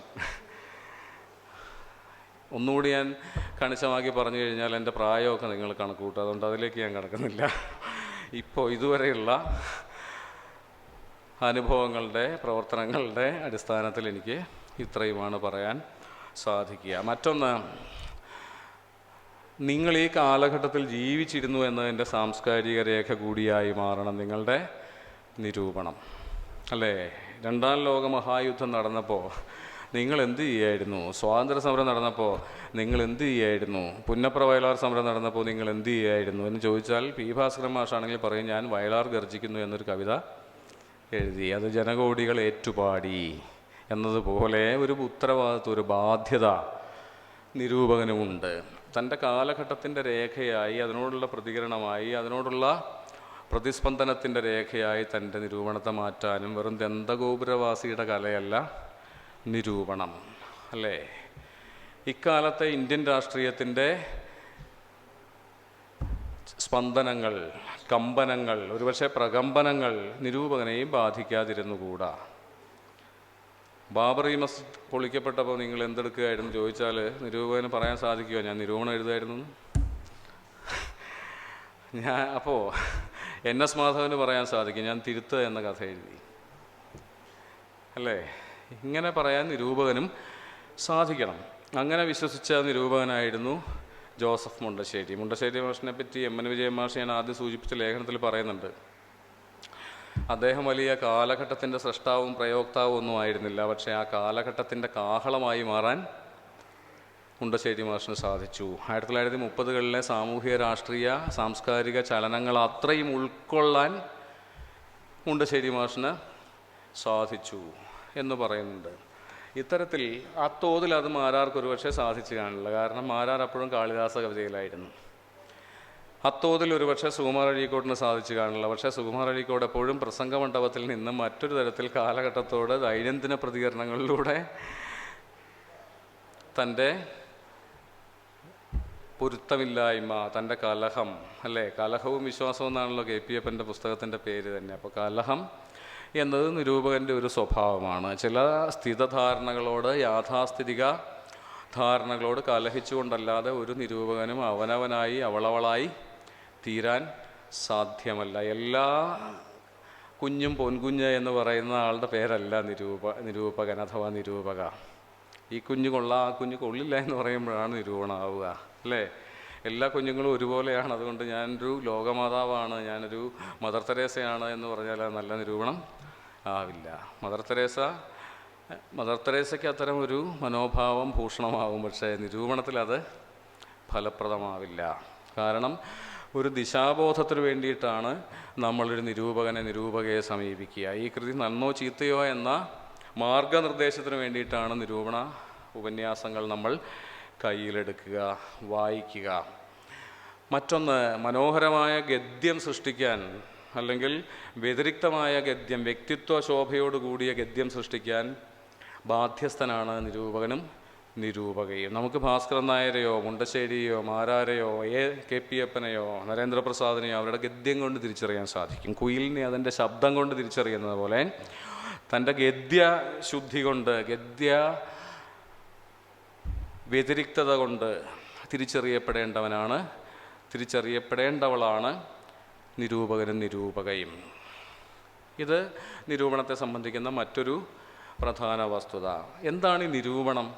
എന്താ നിരൂപണം ചെയ്യുക? എനിക്ക് കിട്ടിയിട്ടുള്ള വിഷയം അതാണല്ലോ. നിരൂപണം, സാഹിത്യ നിരൂപണം, പ്രകൃതവും ലക്ഷ്യവും. അതെന്ത്, എന്തുകൊണ്ട്, എന്തിന്, എങ്ങനെ, ഇതൊക്കെയാണ് ആ രണ്ട് വാക്കിൽ ഒതുക്കി പറഞ്ഞിരിക്കുന്നത്. എന്തിന്, എങ്ങനെ എന്നാണെങ്കിൽ നല്ല അഭിരുചി സൃഷ്ടിക്കാൻ, മികച്ച സാഹിത്യത്തെ മികച്ച സാഹിത്യമായി സ്ഥാപിക്കാൻ. ബൈബിളിൽ പറയുമല്ലോ, വിളക്ക് വയ്ക്കേണ്ടത് പറയുടെ അടിയിലല്ലാതെ ഉയർന്ന പീഠത്തിൽ, തണ്ടിന്മേൽ വയ്ക്കണമെന്നാണ് പറയുക. അങ്ങനെ മികച്ചതിനെ മികച്ച അതിൻ്റെ ആ അധിക തുങ്കപഥത്തിൽ സ്ഥാപിക്കാനും, അല്ലാത്തതിനെ ഒരുപക്ഷെ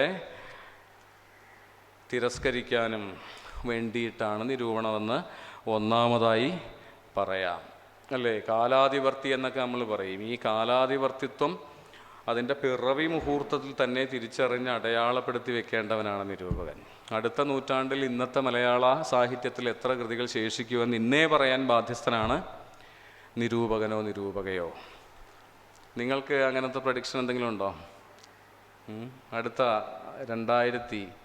2325 ഇതുപോലെ പാലക്കാട്ടെ OV വിജയൻ സ്മാരകത്തിലിരുന്നുകൊണ്ട് നമ്മൾ ചർച്ച ചെയ്യുന്ന ഏത് കവിതയായിരിക്കും, ഏത് കഥയായിരിക്കും, ഏത് നോവലായിരിക്കും ഇന്നുള്ളവയിൽ ഇനി ഉണ്ടാകാൻ പോകുന്നവയെ പറ്റി പറയാനുള്ള പ്രവാചകത്വം നമുക്ക് ആർക്കും ഇല്ല, അതിൻ്റെ ആവശ്യമില്ല. പക്ഷെ ഇന്നുള്ളവയിൽ എത്ര നോവൽ, അല്ലേ? മലയാളത്തിൽ നോവലിൻ്റെ ചാകരയാണല്ലോ. ഇതിൽ എത്ര നോവൽ അതിജീവിക്കുമെന്ന് ആർക്ക് പറയാൻ സാധിക്കും? ഇപ്പോൾ ഏറ്റവും അധികം വായിക്കപ്പെടുന്നവ ഏതായാലും അതിജീവിക്കില്ല കാലത്തെ എന്ന് പറയാൻ ഞാൻ ധൈര്യപ്പെടുന്നു. ഏറ്റവും അധികം വായിക്കപ്പെടുന്നവയല്ല, ഇന്ന് ഏറ്റവും അധികം വായിക്കപ്പെടുന്നവയല്ല, ഇനി വായിക്കപ്പെടാൻ പോകുന്നവയാണ് കാലത്തെ അതിജീവിക്കുക. ഇപ്പോൾ മലയാളത്തിൽ ഏറ്റവും അധികം വായിക്കപ്പെട്ട നോവലുകളിൽ ഒന്ന് ഖസാക്കിൻ്റെ ഇതിഹാസമാണ്. MTയുടെ രണ്ടാമൂഴത്തിൻ്റെ പുതിയ പതിപ്പ് ഞാനടക്കം ഉണ്ട്. 75ാം പതിപ്പ് മറ്റാണ്. അത് ഇറങ്ങിയിട്ട് 40 വർഷമായിട്ടുള്ളൂ. 75 പതിപ്പുകൾ ഒരു ചെറിയ ഭാഷയെ സംബന്ധിച്ച് വലിയ കാര്യമാണ്. പക്ഷേ ഇപ്പോൾ ഇറങ്ങുന്ന നോവലുകൾ ഒരാഴ്ച കൊണ്ട് 2ാം പതിപ്പ്, 2ാമത്തെ ആഴ്ച 4ാം പതിപ്പ്, 3ാമത്തെ ആഴ്ച 8ാം പതിപ്പ്, അങ്ങനെ പെരുക്കപ്പെട്ടുകയാണ്. അതെ, വിരലിലുണ്ടാവുന്ന കോപ്പികളെയാണ് ഒരു പതിപ്പ് എന്ന് പറയുക. അവരാണിപ്പോൾ ജനപ്രിയ സാഹിത്യത്തിൻ്റെ പുതിയ മുഖമായിട്ട് എല്ലാ സാഹിത്യോത്സവങ്ങളിലും അഗ്രപീഠത്തിൽ ഇരുത്തി ആരാധിക്കപ്പെടുന്ന ആളുകൾ. അവരെ ഒന്നും ആരുടേതാണെന്ന് പോലും അറിയാത്ത വിധം അത്തരം നോവലുകളുടെ പെരുപ്പം സംഭവിച്ചുകൊണ്ടും ഇരിക്കുന്നു. ഓരോ ദിവസവും ഒരു പ്രതിഭയുടെ ഉദയം സംഭവിക്കുന്നു എന്ന ഒരു വ്യാജ പ്രതീതി നമ്മുടെ ചുറ്റുമുണ്ട്. പക്ഷേ നിരൂപകൻ്റെ കടമ അതല്ല. ശരിയായ താരോദയം മാത്രം കാത്തിരിക്കുക, കണ്ടെത്തുക, അത് വിളിച്ചു പറയുക. പണ്ട് കീറ്റ്സ് എഴുതിയൊരു കവിതയിൽ പറയുന്നുണ്ട്, on first looking into Chapman's Homer എന്ന് പറഞ്ഞൊരു കവിതയിൽ ചാപ്മാൻ എന്ന കവിയുടെ, ഇംഗ്ലീഷ് കവിയുടെ ഹോമർ പരിഭാഷ ആദ്യം വായിച്ചതിനെപ്പറ്റി പറയുന്ന കൂട്ടത്തിൽ കീറ്റ്സ് പറയുന്നുണ്ട്, ആദ്യമായി ശാന്തസമുദ്രം കണ്ടെത്തിയ പരിവേഷകനെ പോലെ, ആദ്യമായി തൻ്റെ ദൃഷ്ടിപഥത്തിലേക്കൊരു പുതിയ ഗ്രഹം തെളിഞ്ഞു വന്ന കാഴ്ചയാൽ മതിമറന്ന വാനനിരീക്ഷകനെ പോലെ എന്ന്. ഇതൊക്കെയാണ് നിരൂപകൻ്റെ ധർമ്മം. അല്ലാതെ കാണുന്നതിനെല്ലാം മികച്ച സാഹിത്യകൃതിയായി അല്ലെങ്കിൽ കാനമീജയുടെയും മുട്ടത്തുവർക്കിയുടെയും പുതിയ അവതാരങ്ങളെ മഹാപ്രതിഭകളാക്കി വാഴ്ത്തുന്നവൻ്റെ പേരല്ല നിരൂപകൻ എന്നത്. ഇന്ന് മുട്ടത്തുവർക്കി ആരെങ്കിലും വായിക്കാറുണ്ടോ?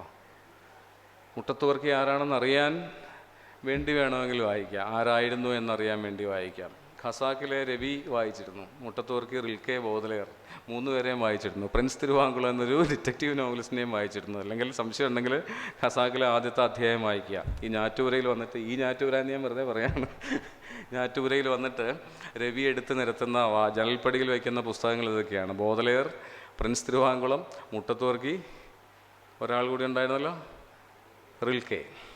റിൽക്കെയും ബോധലെയറൊക്കെ ശരി. കൂട്ടത്തിൽ പ്രിൻസ് തിരുവാങ്കുളവും മുട്ടത്തുവർക്കി ഉണ്ടായിരുന്നുള്ളതാണ് രവിയുടെ സത്യസന്ധത. അപ്പോൾ അതുകൊണ്ട് പ്രിൻസ് തിരുവാങ്കുളത്ത് വായിക്കാം, മുട്ടത്തുവർക്കിയെ വായിക്കാം, ഇപ്പോഴത്തെ ഏത് ജനപ്രിയ നോവലും വായിക്കാം. പക്ഷേ ജനപ്രിയ നോവലിനെ ജനപ്രിയ നോവലെന്ന് വിളിക്കാനുള്ള സത്യസന്ധത നിങ്ങൾ കാണിക്കണം. തൂമ്പേ എന്ന് വിളിക്കണം. Call a spade. തൂമ്പയെ വാക്കത്തി എന്ന് വിളിക്കരുത്, കൊടുവാളെന്ന് വിളിക്കരുത്, മടവാളെന്നും വിളിക്കരുത്. ഇത്തരത്തിലുള്ള മികച്ച അഭിരുചിയുടെ കാവൽക്കാരെയാണ് നിരൂപകർ എന്ന് പറയുക. അതെങ്ങനെയാണ് അതിനുള്ള യോഗ്യത ഒരാൾ ആർജിക്കുക? വായനയിലൂടെയാണ് ആർജിക്കുക. നിസ്തന്ത്രമായ, നിരന്തരമായ, അനുസ്യൂതമായ, ജാഗ്രതായ വായനയിലൂടെ മാത്രം ആർജിക്കാവുന്ന ഒന്നിൻ്റെ പേരാണ് അഭിരുചി എന്ന് പറയുന്നത്. എനിക്കിഷ്ടമുള്ളത് മാത്രം വായിക്കുന്ന ആളുടെ പേർ വായനക്കാരൻ എന്നാണെങ്കിൽ, എനിക്കിഷ്ടമുള്ളത് ഇഷ്ടമല്ലാത്തതും വായിക്കാൻ നിയുക്തനായ ആളുടെ പേരാണ് നിരൂപകൻ എന്നത്. നിരൂപണം സാഹിത്യത്തോട് എന്ത് ചെയ്യുന്നു? ഇപ്പോൾ കുട്ടിക്കൃഷ്ണമാരാരുടെ ഭാരത പര്യടനത്തിന് ശേഷമുള്ള ഭാരതം വേറൊരു ഭാരതമാണ്. KC നാരായണൻ്റെ മഹാഭാരതം ഒരു സ്വതന്ത്ര സോഫ്റ്റ്വെയറിന് ശേഷമുള്ള മഹാഭാരതം വേറൊരു മഹാഭാരതമാണ്. സുനിൽ മാഷിൻ്റെ മഹാഭാരത പഠനങ്ങൾക്ക് ശേഷമുള്ള മഹാഭാരതം മറ്റൊരു മഹാഭാരതമാണ്. ഇങ്ങനെ മറ്റൊരു ദൃശ്യത, മറ്റൊരു വ്യാപ്തി ഒരു കൃതിക്ക് സമ്മാനിക്കാൻ ഒരു മികച്ച നിരൂപണത്തിന് സാധിക്കും. ഈ കണ്ടെത്തലിൻ്റെ സുഖമാണ്, വായനയിൽ ഒരു പുതിയ നക്ഷത്രം ആവിർഭവിക്കുന്നതിൻ്റെ സുഖമാണ് ഒരുപക്ഷെ നിരൂപകനെ വലിയ ആനന്ദത്തിൻ്റെ അവകാശിയാക്കി മാറ്റുക. ഏറ്റവും പഴയൊരു നിരൂപകൻ്റെ പേര് ആനന്ദവർദ്ധനൻ എന്നായിരുന്നല്ലോ, കേട്ടിട്ടില്ലേ? ആനന്ദവർദ്ധനൻ. അപ്പോൾ ആനന്ദവർദ്ധനമാണ് നിരൂപണം എന്ന് നമുക്ക് വേണമെങ്കിൽ പറഞ്ഞ് അവസാനിപ്പിക്കാം. ചില പുതിയ കാര്യങ്ങൾ കാണുമ്പോൾ ഉണ്ടാകുന്ന അപാരമായ ആഹ്ലാദം ലോകത്തോട് വിളിച്ചു പറയുന്നു എഴുത്തിലൂടെ, ഒരു ഗദ്യശില്പത്തിലൂടെ, അല്ലേ? മികച്ച നിരൂപണ ലേഖനം ഒരു മികച്ച ഗദ്യശില്പം കൂടിയാവണം. നല്ല ഗദ്യത്തിൽ, സൂക്ഷ്മഗദ്യത്തിൽ, കണിശമായ ഗദ്യത്തിൽ ആവിഷ്കരിക്കപ്പെടുമ്പോഴാണ് നിരൂപണമായി മാറുക. ഉദാഹരണമായി അടുത്ത് മയ്യഴിപ്പുഴയുടെ തീരങ്ങളുടെ 50-ാം വർഷമാണല്ലോ. അതിൻ്റെ ഭാഗമായി നടന്ന ചർച്ചകൾ പങ്കെടുക്കാൻ വേണ്ടിയുള്ള വായനകളിൽ എനിക്ക് തെളിഞ്ഞു കിട്ടിയ ആഹ്ലാദകരമായ ഒരു വസ്തുത, ഇതിങ്ങനെ പെട്ടെന്ന് നമുക്ക് ആരും ഇട്ടു തരുന്നൊന്നുമല്ല, എവിടുന്നോ അതിൻ്റെ താക്കോല് നമ്മുടെ കയ്യിൽ കിട്ടുന്നു എന്നേ ഉള്ളൂ, അല്ലേ? പണ്ട് മുല്ല നസറുദ്ദീനെ പറ്റിയൊരു കഥയുണ്ട്.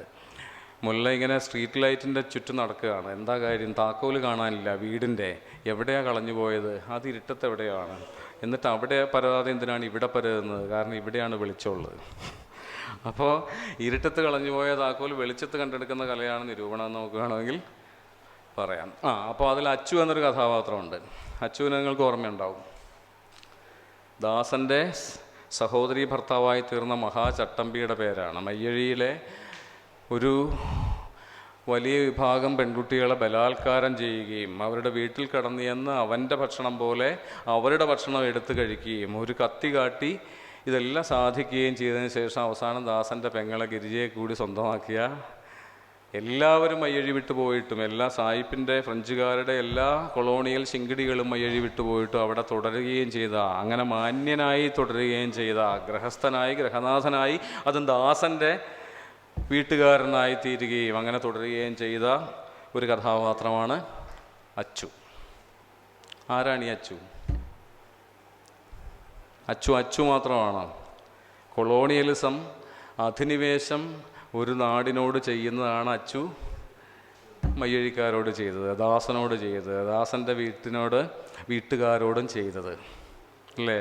നമ്മുടെ വീട്ടിൽ കയറി വന്നിട്ട് നമ്മുടെ ഭക്ഷണം വിളമ്പി കഴിക്കുക, നമ്മുടെ വീട്ടുവരാന്തി കിടന്നുറങ്ങുക, നമ്മുടെ പെണ്ണുങ്ങളെ സ്വന്തമാക്കി മാറ്റുക, വീട്ടുകാരൻ പുറത്തും വിരുന്നുകാരനകത്തും ആവുക. അതാണ് കൊളോണിയലിസം. പോയാലും പോവാത്ത ഒന്നാണെന്ന് നമുക്കറിയാം. ഇപ്പോഴും പോയിട്ടില്ലല്ലോ. നമുക്ക് ഇംഗ്ലീഷിനോടുള്ള വെള്ളത്തുലിയോടുള്ള അഭിനിവേശം എന്നതുപോലെ മയ്യഴിയിൽ ഇപ്പോഴും ജീവിച്ചിരിക്കുന്ന മയ്യഴിപ്പുഴയുടെ തീരങ്ങളിലെ ഒരേ ഒരു കഥാപാത്രം ദാസനാണ്. ദാസനല്ല, അച്ചുവാണ്. അച്ചു. കാരണം അച്ചു എങ്ങോട്ടും പോകുന്നില്ല. അച്ചുവിനെ പുറത്താക്കാൻ ആർക്കും സാധ്യമല്ല. മുകുന്ദേട്ടൻ വിചാരിച്ചാൽ പോലും അച്ചുവിനെ പുറത്താക്കാൻ സാധ്യമല്ല.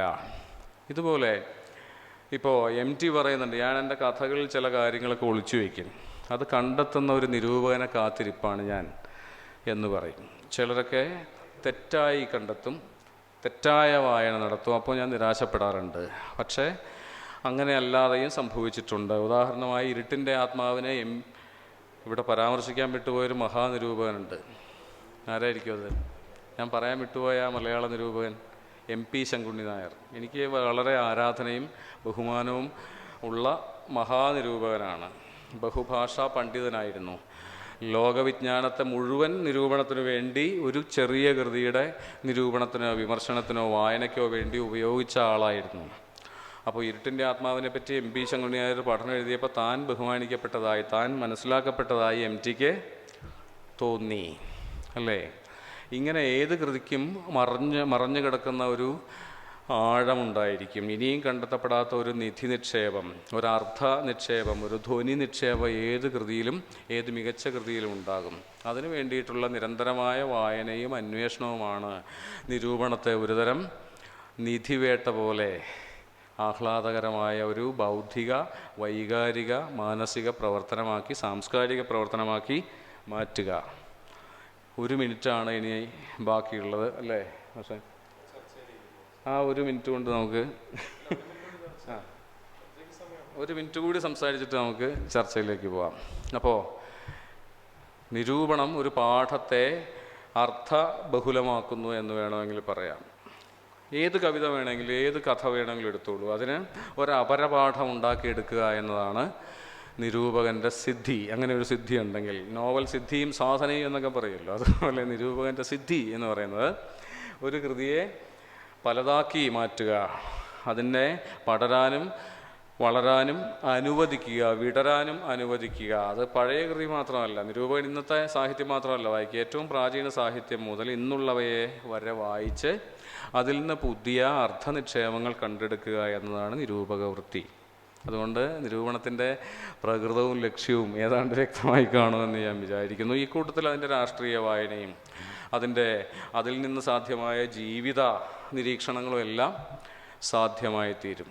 ഇപ്പോൾ ഉദാഹരണമായിട്ടൊരു പഴയ വെൺമണി ശ്ലോകമുണ്ട്. വെൺമണി എന്ന് പറയുമ്പോൾ ചേലപ്പറമ്പ് നമ്പൂതിരിയോ അങ്ങനെ ഒരാളുടെ ഒരു ശ്ലോകമാണ്. അംഭോരാശി കുടുംബിനി തിലകമേ നൽചാലിയാറേ തൊഴ. ഇതൊക്കെ അറിയാവുന്ന ഒരാളിവിടെ ഉണ്ട്, ഇന്ന് ചൊല്ലിക്കുക അഭിജിത്തെ.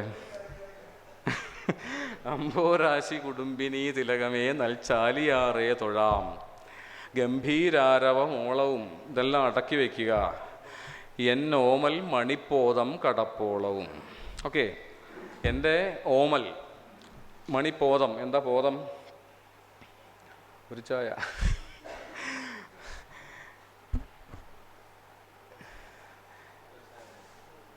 എൻ്റെ ഓമലാൾ ഈ വള്ളം വഞ്ചി കടന്ന് അക്കരെ എത്തുവോളം ക്ഷോഭിച്ചൊഴുകുന്ന നിറഞ്ഞൊഴുകുന്ന ചാലിയാറേ നീ നിൻ്റെ ശബ്ദവും ഓളവും അടക്കണേ എന്നൊരു പ്രാർത്ഥനയാണ്. ഞാനൊന്ന് സംപ്രാർത്ഥയേ. ഇതിൽ കൂടുതലായിട്ടൊന്നും ഇല്ല എന്ന് നമുക്ക് വേണമെങ്കിൽ വിചാരിക്കാം, പക്ഷെ ചിലതുണ്ട്. ഇപ്പം ഒരു പാട്ടില്ലേ, കാറ്റേ നീ വീശരുത്. ഇപ്പോൾ ആരുടെ അത്? പൊൻകുന്നം ദാമോദരൻ എന്ന് പറയുന്ന വളരെ ശ്രദ്ധേയനായ ഒരു കവിയുടെ, ഗാനരചയിതാവിൻ്റെ, അദ്ദേഹത്തിൻ്റെ മകനാണ് എം.ടി. രാജേന്ദ്രൻ. എം.ടി. രാജേന്ദ്രൻ അറിയും, പൊൻകുന്നം ദാമോദരനെ അറിയില്ല എന്നുള്ളതാണ് നമ്മുടെ ഒരു കുഴപ്പം. അപ്പോൾ അല്ലേ, ഗോഡ്സെ അറിയും, മഹാത്മാഗാന്ധിയെ അറിയില്ല, സവർക്കറെ അറിയും, മഹാത്മാഗാന്ധിയെ അറിയില്ല എന്നതുപോലെ. അപ്പോൾ ഈ ആദ്യത്തെ വരി ഒന്ന് ശ്രദ്ധിക്കുക. അംഭോരാശി കുടുംബിനി തിലകമേ നൽചാലിയാറേ തൊഴാം. ഒരു സംബോധനയാണ്, നദിയെ സംബോധന ചെയ്യുകയാണ്. പ്രളയകാലത്തെ വെള്ളപ്പൊക്കത്തിൻ്റെ അവസരത്തിലെ നിറഞ്ഞൊഴുകുന്ന കവിഞ്ഞൊഴുകുന്ന നദിയെ, ചാലിയാറിനെ പേരെടുത്ത് പറഞ്ഞ് സംബോധന ചെയ്യുകയാണ്. എന്താണ്? അംഭോരാശി കുടുംബിനി തിലകമേ. അപ്പോൾ ഇത്രയും സമയം പറഞ്ഞതിൻ്റെ അടിസ്ഥാനത്തിൽ ഇതെന്താണെന്ന് നിങ്ങൾ എനിക്ക് പറഞ്ഞു തരിക. അംഭോരാശി കുടുംബിനി തിലകം, തിലകമേ നൽചാലിയാറേ. ചാലിയാറിനെ തന്നെയാണ് അംഭോരാശി കുടുംബിനി തിലകമായി സംബോധന ചെയ്യുന്നത്. ആരാണ് ഈ സംബോധനയാൽ ആരായിത്തീരുന്നു ചാലിയാറ്? അംഭോരാശി കുടുംബിനി തിലകമേ. ഞാൻ പെട്ടെന്ന് പറഞ്ഞ് അവസാനിപ്പിക്കാം. സമുദ്രത്തിൻ്റെ ഭാര്യമാരാണ് ഈ നദികളെല്ലാം. അങ്ങനെ ചില കവി സങ്കേതങ്ങളുണ്ട്. ചാലിയാറും കൂട്ടത്തിൽപ്പെടുന്ന ഒരു ഭാര്യയാണ്. അക്കൂട്ടത്തിലെ കുടുംബിനി തിലകം മാത്രമാണ് ചാലിയാറ്. അപ്പോൾ ഈ വള്ളത്തിൽ വഞ്ചിയിൽ കയറി പോകുന്നവൾ ഈ നമ്പൂതിരിയുടെ, ചേലപ്പറമ്പ് നമ്പൂതിരിയുടെ സംബന്ധക്കാരിൽ ഒരുവൾ മാത്രമാണ്, അല്ലാതെ ഒരേ ഒരു കാമുകിയൊന്നും അല്ല എന്ന് നമ്മൾ മനസ്സിലാക്കണം ഇത് വായിക്കുമ്പോൾ. അതുകൊണ്ടാണ് അംഭോരാശി കുടുംബിനി തിലകമേ. നിന്നോട് എനിക്കൊരു പ്രത്യേക ഇഷ്ടമുണ്ട് എന്ന് വെച്ച് മറ്റുള്ളവരോട് ഇഷ്ടമില്ല എന്നല്ല, എന്നാണ് ദ്വയാർത്ഥമാണ്. അതിൽ കേൾക്കുന്ന ആൾക്കും പറയുന്ന ആൾക്കും വിരോധമില്ല, അതിൻ്റെ വരാനുള്ള സംബന്ധം. വരവ് കണ്ട് ഏറ്റവും കൊതിക്കുന്ന ഞാൻ. നമ്പൂതിരിക്ക് ആരെ കണ്ടിട്ടും കൊതിക്കാം. ഇത് കൊയ്ത്ത് കഴിഞ്ഞ് കറ്റ ചുമന്ന് കിതച്ചു വരുന്ന ഒരു പാവം പിടിച്ച സ്ത്രീയെ കണ്ടിട്ടാണ് ഈ നമ്പൂതിരി പറയുന്നത് ഞാൻ ഏറ്റവും കൊതിക്കുന്നു. നമ്പൂതിരിക്ക് കൊതി, അവൾക്കോ കിതപ്പ്, ക്ഷീണം, തളർച്ച. അങ്ങനെ കൊയ്ത് തളർന്നു വരുന്ന ഒരുവൾ നോക്കിയിട്ട് ഏറ്റവും കൊതിക്കുന്നു ഞാൻ എന്ന് പറയുന്നതിൻ്റെ പേരാണ് ഫ്യൂഡൽ ഭാവന എന്ന് പറയുന്നത്. അങ്ങനെ നമുക്ക് അവസാനിപ്പിക്കാം. അപ്പോൾ ഇങ്ങനെ ഒരു ശ്ലോകം വായിക്കുമ്പോൾ പോലും, ഒരു പ്രാചീന മുക്തകം അല്ലെങ്കിൽ മധ്യകാല മുക്തകം അല്ലെങ്കിൽ 19ഓ 18ഓ നൂറ്റാണ്ടിലെ മുക്തകം വായിക്കുമ്പോൾ പോലും അതിൽ തെളിഞ്ഞു വരുന്ന ചില പുതിയ അർത്ഥഛായകളുണ്ടാവും. ഇത് പറയുന്നത് ആരാണ് ഇത് ഏറ്റവും കൃത്യമായിട്ട് ഉപയോഗിച്ചിട്ടുള്ളത്?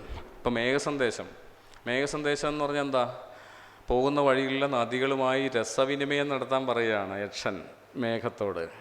യക്ഷൻ്റെ ഭാര്യ ആരാണ്? ഇതെല്ലാം സംസ്കൃത സാഹിത്യത്തിൽ ഇതെല്ലാം ഫിക്സ് ചെയ്ത് വെച്ചിട്ടുണ്ട്. മിന്നലാണ്, വിദ്യുൽ കളത്രം എന്നാണ് പറയുക. അപ്പോൾ ഈ നദികളാരാണ്? സമുദ്രത്തിൻ്റെ ഭാര്യമാരാണ്. അപ്പോൾ അന്യഭാര്യമാരുമായി യഥേഷ്ടം സംസർഗത്തിലും സമ്പർക്കത്തിലും ഏർപ്പെട്ടുകൊള്ളാനുള്ള ലൈസൻസ് കൊടുത്തു വിടുകയാണ് യക്ഷൻ മേഘത്തിന് എന്ന വായന എൻ്റേതല്ല, കുട്ടിക്കൃഷ്ണമാരാരുടേതാണ്. യാഥാസ്ഥിതികൻ എന്നൊക്കെ പറയപ്പെടുന്ന മാരാരുടേതാണ് ഈ വായന. അപ്പോൾ 2 വാക്കുകളുണ്ട്. നിങ്ങളെന്തായാലും ചായ കുടിക്കുകയില്ല, ആ കൂട്ടത്തിൽ ചോദ്യമാവാം കേട്ടോ. അനുകൂലം, പ്രതികൂലം നദിയുമായി ബന്ധപ്പെട്ടുണ്ടായ വാക്കുകളാണ്. കൂലത്തോട് ചേർന്നൊഴുകുന്നതിൻ്റെ പേരാണ് അനുകൂലം. അങ്ങനെ ഉള്ളവളുടെ പേരാണ് അനുകൂല, അനുകൂല നായിക. മറിച്ച് തീരം തകർത്തൊഴുകുന്ന നദിയുടെയും നായികയുടെയും പേരാണ് പ്രതികൂല. ഭർത്താവിനോട് കലഹിക്കുന്നവളുടെ, ഭർത്താവിനെ ധിക്കരിക്കുന്നവളുടെ, ഭർത്താവിനെ നിഷേധിക്കുന്നവളുടെ പേരാണ് പ്രതികൂല. അപ്പം നദികളിൽ തന്നെ അനുകൂലകളും പ്രതികൂലകളും ഉണ്ട്. ഇപ്പോൾ ചിന്താവിഷ്ടയായ സീതയിലെ സീത എന്ന് പറയുന്ന അനുകൂലയല്ല, പ്രതികൂല. രാമനെന്ന് പറയുന്ന മഹത്തായ ഒരു തീരം ഇടിച്ച് ഒഴുകുന്ന, അങ്ങനെ പരന്നൊഴുകുന്ന, അല്ലേ, എന്താണ് ഈ കുലസ്ത്രീയുടെ ലക്ഷണം? തീരങ്ങൾ തൊട്ടൊഴുകുക, തീരം കവിഞ്ഞൊഴുകാൻ പാടില്ല, തീരത്തിനെതിരെ ഒഴുകാൻ പാടില്ല, തീരം തകർത്തൊഴുകാനും പാടില്ല.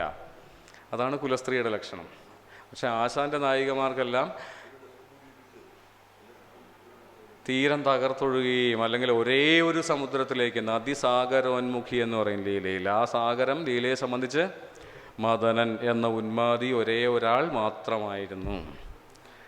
അപ്പോൾ അതുകൊണ്ട് അംഭോരാശി കുടുംബിനി തിലകമേ എന്നതിൻ്റെ അതിനെ റദ്ദ് ചെയ്തുകൊണ്ടാണ് ആശാൻ മലയാള കവിതയിൽ പ്രവേശിച്ചതെന്നും പറയാം. അവിടെ അംഭോരാശി കുടുംബിനി തിലകമൊന്നുമില്ല, ഒരേ ഒരുവളെ, നദിസാഗരോന്മുഖി എന്നതുപോലെ ഒരുവനെ തേടിയുള്ള പ്രയാണത്തിൻ്റെ പേരായി പ്രണയം മാറുന്നത് ആശാൻ കവിതയിലാണ്. ഇനി നിങ്ങൾക്ക് ഇഷ്ടമുള്ളതൊക്കെ ചോദിക്കാം, പറയാം. ഒരുപാട് സമയമെടുത്ത് ഒരു കാര്യം ചെയ്യുന്ന അല്ലെങ്കിൽ ആസ്വദിക്കുന്നതിനപ്പുറത്തേക്ക് ഒരു ചെറിയ സമയം, അതിൻ്റെ ദൈർഘ്യം കുറഞ്ഞതായിട്ടാണ് ഞാൻ ഉദ്ദേശിച്ചത്. അപ്പോൾ അത് കാണുക, മറക്കുക, അങ്ങനെ. ഇപ്പോൾ കവിതകളാണെങ്കിലും കഥകളൊക്കെ ആണെങ്കിലും അതിനോട് കിടപിടിക്കുന്ന രീതിയിൽ ഇപ്പോൾ ചെറിയ രീതിയിലേക്ക് രൂപമാറ്റം സംഭവിക്കുന്നുണ്ടല്ലോ. അപ്പോൾ ആ നിലയിൽ നമ്മൾ നിരൂപണം ചെയ്യുമ്പോൾ പക്ഷേ നമ്മൾ കുറച്ചുകൂടി ആഴത്തിൽ പഠിക്കാനും അങ്ങനെ ഉപരിപ്ലവമായ ഒരു നിലയിലപ്പുറത്തേക്ക് കുറച്ചുകൂടി ആഴത്തിലേക്ക് കിടക്കാനാണല്ലോ ശ്രമിക്കുന്നത്. അപ്പോൾ ആ നിലയിൽ ഇനി നിരൂപണത്തിൻ്റെ ജനകീയത വരും കാലങ്ങളിൽ കുറയാനൊരു സാധ്യതയില്ലേ? ഇതിന് മറുപടി പറയാൻ ഞാൻ ആളല്ല, പ്രാപ്തനല്ല. എങ്കിലും പറയട്ടെ, റീല് കൊണ്ടോ സോഷ്യൽ മീഡിയ കൊണ്ടോ ഒന്നും മലയാള സാഹിത്യത്തിന് കാര്യമായി ഒന്നും സംഭവിക്കാത്ത, അല്ലെങ്കിൽ സാഹിത്യത്തിന് കാര്യമായി ഒന്നും സംഭവിക്കാത്ത കാലത്തോളം നിരൂപണത്തിനും ആ ദുർഗതി വരില്ല എന്ന് നമുക്ക് പ്രത്യാശിക്കാം. കാരണം റീല് വന്നിട്ട് 2 വർഷമായിട്ടുണ്ടാവും. റീല് കണ്ട് മടുക്കുമ്പോൾ വീണ്ടും അവർ സാഹിത്യത്തിലേക്ക് മടങ്ങി വരും, അതോടൊപ്പം തന്നെ നിരൂപണത്തിലേക്ക്. ഈ റീല് കാണുന്നവർ റീല് മാത്രമേ കാണുന്നുള്ളൂ, പുസ്തകം വായിക്കുന്നവരല്ലേ പുസ്തകം വായിക്കുന്നത്, അല്ലേ? അല്ലെങ്കിൽ പുസ്തകത്തിൽ ഒരു വാക്യം റീലാക്കി കണ്ട് ആസ്വദിക്കുന്നവർ പുസ്തകം വായിച്ചിട്ടുണ്ടാവില്ല. പക്ഷേ പുസ്തകം വായിക്കുന്നവർ അപ്പോഴും മാറിയിരുന്ന പുസ്തകം വായിക്കുന്നുണ്ടാവും, റീല് കാണുന്നവർ റീല് കാണുന്നുണ്ടാവും. ഇപ്പോൾ കൊളീജിയറ്റ് ഡിപ്പാർട്ട്മെൻറ്റിൻ്റെ ഒരു ഓർഡർ ഇന്നലെ ഞാൻ കണ്ടത്, കോഴിക്കോട് ആർട്സ് കോളേജിനെ പറ്റി വളരെ മനോഹരമായൊരു റീൽ അവിടുത്തെ കുട്ടികൾ ഉണ്ടാക്കിയിരിക്കുന്നു.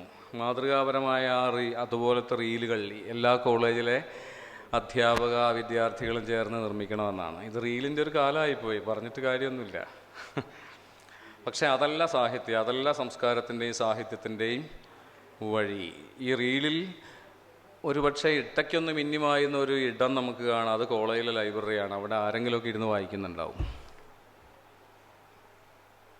ഇപ്പോൾ ഈ അടുത്ത ദിവസം ഉണ്ടായൊരു അനുഭവം കൂടി പറയാം ഇതിന് അനുബന്ധമായിട്ട്. വടകരയുള്ളൊരു പ്രമുഖ സ്കൂളിൽ ഒരു MT അനുസ്മരണം നടക്കുകയാണ്. അപ്പോൾ MTയെ കുറിച്ച് കുട്ടികൾ തയ്യാറാക്കിയ മാഗസിനുകൾ ഇങ്ങനെ തോരണം പോലെ തൂക്കിയിരിക്കുന്നു. അങ്ങനെ MTയുടെ പുസ്തക പ്രദർശനം. അപ്പോൾ ഞാനവിടെ അരമണിക്കൂറോ 3/4 മണിക്കൂറോ കുട്ടികളോട് സംസാരിച്ചതിന് ശേഷം അതിൻ്റെ ഒരു വീഡിയോ അവരെനിക്ക് അയച്ചു തന്നു. ഈ വീഡിയോയിലൊരു കുട്ടി ഇരുന്നൊരു പുസ്തകം വായിക്കുന്നതാണ്, അത് MTയുടെ പുസ്തകമല്ല, നമ്മളിപ്പോൾ പറഞ്ഞ കൂട്ടത്തിൽപ്പെട്ട ഒരു പുസ്തകമാണ്. ഇപ്പോൾ പറഞ്ഞ ആ കൂട്ടത്തിൽപ്പെട്ട ഒരു നോവലാണ് ഒരു പെൺകുട്ടി, വളരെ 2 പെൺകുട്ടികൾ ഒരുമിച്ച് ഒരു പുസ്തകത്തിൽ നോക്കി വായിക്കുന്നത്. വേറൊരു പുസ്തകമാണ് MTയുടെ പുസ്തകമല്ല. പേര് കൂടി എന്ന് പറയണേ. ഇദ്ദേഹത്തിൻ്റെ പേര് ചന്തു. എവിടുന്നാ, എന്താ ചെയ്യണേ? MTech കഴിഞ്ഞു, MA കഴിഞ്ഞു. മലയാളം, ഇംഗ്ലീഷ്? അല്ല, മലയാളം എന്ന് ചോദിച്ചാലൊന്നും വിചാരിക്കരുത്. എന്നോട് ഇങ്ങോട്ട് വരുമ്പോൾ എന്നെ കൊണ്ടുവന്ന ആൾ ആദ്യം ചോദിച്ച മലയാളം ആയിരിക്കുമല്ലേ, കാരണം നിരൂപണത്തിൽ കൈവയ്ക്കണമെങ്കിൽ മലയാളം ആയിരിക്കണമല്ലോ. അപ്പോൾ ഞാൻ അർഷാദ്. ഞാനും ഒരു കോളേജ് അധ്യാപകനാണ്, റിസർച്ച് ഗൈഡുമാണ്. അപ്പോൾ ഈ സാർ ആദ്യം പറഞ്ഞ ഒരു കാര്യം വെച്ചിട്ട് ഈ നിരൂപണത്തിൻ്റെ ഭാവിയും അല്ലെങ്കിൽ അതുമായിട്ട് സംസാരിക്കുമ്പോൾ ഈ പൊതുജനത്തിന് പൊതുവേ ഇപ്പോഴത്തെ ഒരു ട്രെൻഡ് ഈ സോഷ്യൽ മീഡിയയുടെ ഒരു ഇതിന് ശേഷമാണ് ഈ റീഡേഴ്സ് സർക്കിൾ പോലെയുള്ള ഫേസ്ബുക്കിലൊക്കെയുള്ള കൂട്ടായ്മകളിലൊക്കെ ഈ ഫിലിം ബുക്ക് റിവ്യൂ അല്ലെങ്കിൽ ഫിലിം റിവ്യൂ, ഈ റിവ്യൂ എന്ന് പറയുന്നത് നിരൂപണമാണ് എന്നുള്ളൊരു അബദ്ധധാരണ പബ്ലിക്കിനുണ്ട്. അത് എഴുത്തുകാർക്കടക്കമുണ്ട്, പുതുതലമുറയിലെ എഴുത്തുകാർക്കടക്കം. അതായത് പോസിറ്റീവ്സും നെഗറ്റീവ്സും മാത്രം പറഞ്ഞാൽ അത് മതി, അതാണ് നിരൂപണം. പക്ഷെ അതല്ല. നമ്മളിപ്പോൾ ഈ റിവ്യൂ ക്ലാസ്സിൽ പഠിപ്പിക്കുമ്പോൾ നമ്മൾ പറയും റിവ്യൂവും നിരൂപണവും തിയറി തമ്മിലുള്ള ക്രിറ്റിസിസം തിയറിയും തമ്മിലുള്ള വ്യത്യാസം പറഞ്ഞു കൊടുക്കുകയാണ്. ക്രിറ്റിസിസം എന്ന് വെച്ചാൽ ക്രിറ്റിസിസം ഓഫ് എ ബുക്ക്, മറ്റേ തിയറി എന്ന് പറഞ്ഞാൽ ക്രിറ്റിസിസം ഓഫ് ക്രിറ്റിസിസം എന്നുള്ള ഒരു ഡിഫറൻസ് ഇവിടുത്തെ എഴുത്തുകാർക്കും ഇല്ല, ഒരു പരിധി വരെ വായനക്കാർക്കും ഇല്ല. അപ്പം ഈ അക്കാഡമി പോലെയുള്ള സാംസ്കാരിക സ്ഥാപനങ്ങൾ, പ്രത്യേകിച്ച് ഗവൺമെൻറ്റിൻ്റെ തന്നെ കീഴിലുള്ള ഒരു അക്കാഡമി പോലെയുള്ള സ്ഥാപനങ്ങൾ ഇങ്ങനെയുള്ള പ്രോഗ്രാംസ് നടത്തുമ്പോൾ നമ്മൾ ഇങ്ങനെയുള്ള സാറിനോട് മാത്രമായിട്ടല്ല, ഒരു പൊതുവെ ഒരു കമൻറ്റ് പറയുകയാണ്, ഒരു സജഷൻ പറയുകയാണ്, ഇതിനൊരു എന്താണ് ഇത് കഴിഞ്ഞ് എന്താണ് അക്കാഡമി ഇതുമായിട്ട് ബന്ധപ്പെട്ട കാര്യങ്ങൾക്ക് ഉദ്ദേശിക്കുന്നതെന്നൊരു പ്ലാൻ കൂടി ഉണ്ടാക്കിയിരുന്നെങ്കിൽ നല്ലതായിരുന്നു. അതായത് ഒരു വർക്ക്ഷോപ്പ് കൊണ്ട് തീരാതെ അതിന് ഭാവി തീരാത്ത നമ്മൾ സ്വന്തമായിട്ട് ചെയ്യണം. സ്വന്തമായിട്ട് ചെയ്യുന്ന മാത്രമല്ല, അങ്ങനെയല്ലേ നമ്മൾ ക്ലാസ്സിൽ തീരാത്ത ഹോംവർക്കായിട്ട് ചെയ്യണം, അല്ലെങ്കിൽ അസൈൻമെൻ്റ് ആയിട്ട്. അങ്ങനെയല്ല. ഈ മാഷ് പറഞ്ഞതിലൊരു പ്രധാനപ്പെട്ട കാര്യം ഈ സിദ്ധാന്തം, അത് നമ്മളിവിടെ പറയാതെ പോയൊരു കാര്യമാണ്. സിദ്ധാന്തത്തെപ്പറ്റി പണ്ടേ വിജയമാഷ് പറഞ്ഞിട്ടുണ്ട്, ഏറെ പുല്ല് തിന്നുകയും കുറച്ച് മാത്രം പാല് ഉയർത്തുകയും ചെയ്യുന്ന ഒരു പശുവാണ്. അതാണ് ഈ സിദ്ധാന്ത നിരൂപണത്തിൻ്റെ എക്കാലത്തെയും എവിടത്തെയും മലയാളത്തിൽ ഉൾപ്പെടെയുള്ളൊരു പരിമിതി. സിദ്ധാന്തം പറഞ്ഞു വയ്ക്കും, അതിൻ്റെ പ്രയോഗം വളരെ പരിമിതമായി പോകും. പ്രയോഗത്താൽ ഉണ്ടാകുന്ന ഫലം നിസ്സാരമായിരിക്കും. സിദ്ധാന്തം ഇങ്ങനെ നെറ്റിപ്പട്ടം കെട്ടി നിൽക്കുകയും അത് പ്രയോഗിക്കപ്പെടുന്ന സന്ദർഭം വളരെ നിസ്സാരമായി തീരുകയും, അല്ലെങ്കിൽ അതിൽ നിന്നുണ്ടാകുന്ന വായനയുടെ സാഫല്യം എന്ന് പറയുന്നത്, സമൃദ്ധി എന്ന് പറയുന്നത്, സാധ്യത എന്ന് പറയുന്നത് വളരെ നിസ്സാരമായി പോവുകയും ചെയ്യും. പക്ഷെ അങ്ങനെ അല്ലാത്ത ചിലതും ഉണ്ടായിട്ടുണ്ട് മലയാളത്തിൽ. ഈയിടെയാണ് ഈ ബി ഉണ്ണികൃഷ്ണൻ എന്ന് പറഞ്ഞാൽ ആരാ നിങ്ങൾ ചോദിക്കും. ആ പൊട്ട സിനിമയൊക്കെ എടുക്കുന്ന സംവിധാനം ചെയ്യുന്ന ബി ഉണ്ണികൃഷ്ണൻ്റെ നല്ല നിരൂപകനാണ് അദ്ദേഹം. അത് പെട്ടെന്ന് അദ്ദേഹത്തിന് ഓർമ്മ വന്നപ്പോൾ അദ്ദേഹത്തിൻ്റെ പഴയ അധികം പഴയൊന്നും അല്ലാത്ത ലേഖനങ്ങൾ അദ്ദേഹം പുസ്തകമാക്കിയിട്ടുണ്ട്, കാമനകളുടെ എഴുത്തും എഴുത്തിൻ്റെ കാമനകളും എന്നുള്ള പേരിൽ. അപ്പോൾ അതിൽ ഈ ലക്കാനിയൻ സൈക്കോ അനാലിസിസിനെ എങ്ങനെ ആശാൻ കവിത പോലുള്ള സന്ദർഭങ്ങളിൽ മനോഹരമായി പ്രയോഗിക്കാം, നളിനിയിലും ലീലയിലും എന്നതിൻ്റെ ഉദാഹരണങ്ങൾ കാണാതുണ്ട്. സിദ്ധാന്തം വേണ്ട എന്നൊന്നുമല്ല പറയുന്നത്. സിദ്ധാന്തം പാൽ ചുരത്തുന്ന പശുവാണെങ്കിൽ കൊള്ളാം, അല്ലെങ്കിൽ നമുക്ക് തൊഴുത്തു മാറ്റി കെട്ടേണ്ടി വരും. അപ്പോൾ നിരൂപണത്തിന് മറ്റൊരു നിർവചനം കൂടിയാകാം. ഏട്ടിലെ പുല്ല് തിന്നുന്ന പശുവാണ് നിരൂപകനെങ്കിൽ ആ പശു ചുരത്തുന്നതിൻ്റെ പേരാണ് നിരൂപണം. സർ, എൻ്റെ പേര് ജിഷ. ഞാൻ ഈ പറഞ്ഞ ഗണത്തിലല്ല കേട്ടോ, ഞാൻ മലയാളമല്ല, കെമിസ്ട്രിയാണ് എൻ്റെ വിഷയം. ഇത് മലയാളം ആവുന്നതിലൊരു തെറ്റുമില്ല, കെമിസ്ട്രി ആവുന്നതിലൊരു ദോഷമില്ല. അല്ല, അങ്ങനെ അല്ലാത്തവരും ഇവിടെ വിക്ടോറിയ കോളേജ് പഠിച്ച കെമിസ്ട്രി ആട്ടോ. അറിയാം.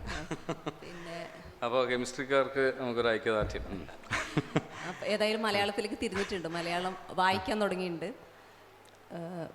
അപ്പോൾ എൻ്റെ ചോദ്യമൊന്നുമല്ല, കാരണം ഞാനിത് പറയാൻ കാരണം പലരും എന്നോട് വളരെ ഇംഗ്ലീഷ് പഠിപ്പിച്ചിട്ട് നിങ്ങൾ എന്തിനാണ് നിരൂപണം എഴുതുന്നത് മലയാളത്തിൽ എന്നുള്ള അർത്ഥത്തിലാണ് ചോദിക്കുക.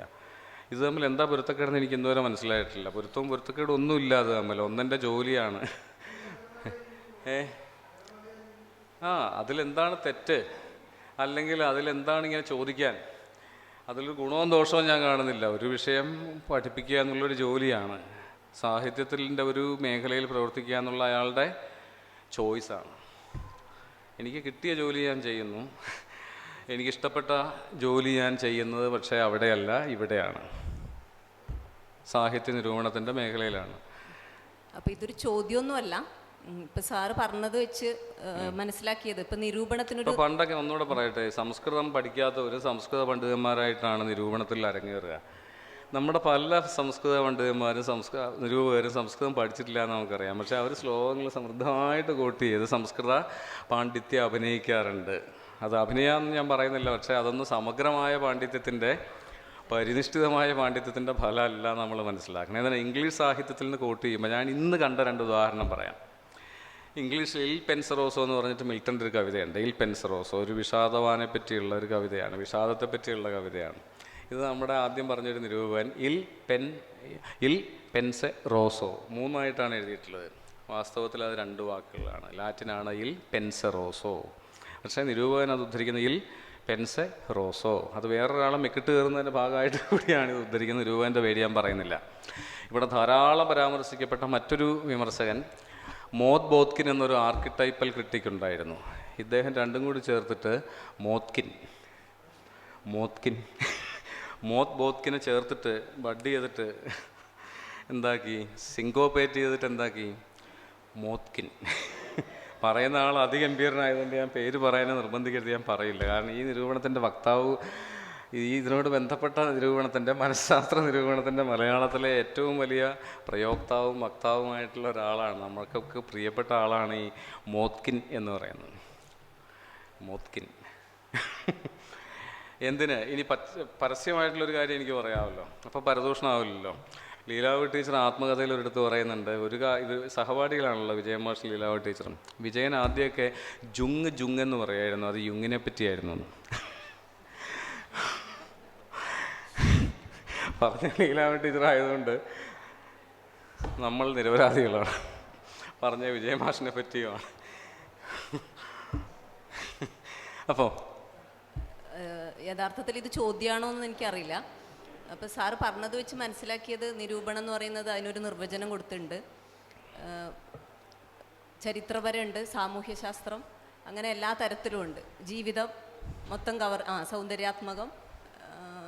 പക്ഷേ യഥാർത്ഥത്തിൽ അതിനിടയിൽ പറഞ്ഞു വെക്കുകയുണ്ടായി, ഒരു കൃതി, ഭാവിയിലേക്ക് വായിക്കപ്പെടുന്ന ഒരു കൃതിയെ കണ്ടെത്തുക എന്നുള്ളതാണ് നിരൂപകൻ്റെ ചുമതല എന്നുള്ളത്. അപ്പോൾ അങ്ങനെയാണെങ്കിൽ യഥാർത്ഥത്തിൽ നിരൂപണത്തിൻ്റെ നിർവചനത്തിൽ നമ്മൾ ഭാവിയിലേക്ക് വേണ്ടി എഴുതപ്പെടുന്ന എന്നുകൂടി ചേർക്കേണ്ടതില്ല. അതുകൊണ്ടല്ലോ, അത് നമ്മൾ മുന്നേ പറഞ്ഞിട്ടുണ്ടല്ലോ, ഒരു മികച്ച വിമർശകൻ അതും സാധിക്കണം. എല്ലാവർക്കും എല്ലായ്പ്പോഴും സാധിച്ചെന്ന് വരില്ല. പക്ഷെ നമ്മുടെ മുമ്പിൽ ഒരു നല്ല കൃതി വന്ന് പെട്ടാൽ അതിനെ അവഗണിക്കുന്ന ആളുടെ പേരല്ല, അതിനെ ഏത് കാരണത്താലെങ്കിലും കണ്ടില്ല എന്ന് ഭാവിക്കുന്ന ആളുടെ പേരല്ല നല്ല നിരൂപകനോ നിരൂപകയോ എന്ന് മാത്രം. ഇപ്പോൾ ഗജനിമീലിക എന്നൊരു പ്രയോഗമുണ്ട്. ആന ഇങ്ങനെ കണ്ണടച്ച പോലെ നിൽക്കും, പക്ഷേ തുറന്നിട്ടായിരിക്കുക, പക്ഷെ കാണുന്നില്ല എന്ന് ഭാവിക്കും. അങ്ങനെ ചെയ്യുന്ന നിരൂപകരുണ്ട്. നല്ല കൃതി കണ്ടാലും കണ്ടില്ല എന്ന മട്ട് നടിക്കും, പല കാരണങ്ങളാൽ, വ്യക്തിപരമായ, സാംസ്കാരികമായ, സാമുദായികമായ, സാമൂഹികമായ, രാഷ്ട്രീയമായ കാരണങ്ങളാൽ, അല്ലേ? അത് പാടില്ല എന്ന് മാത്രം.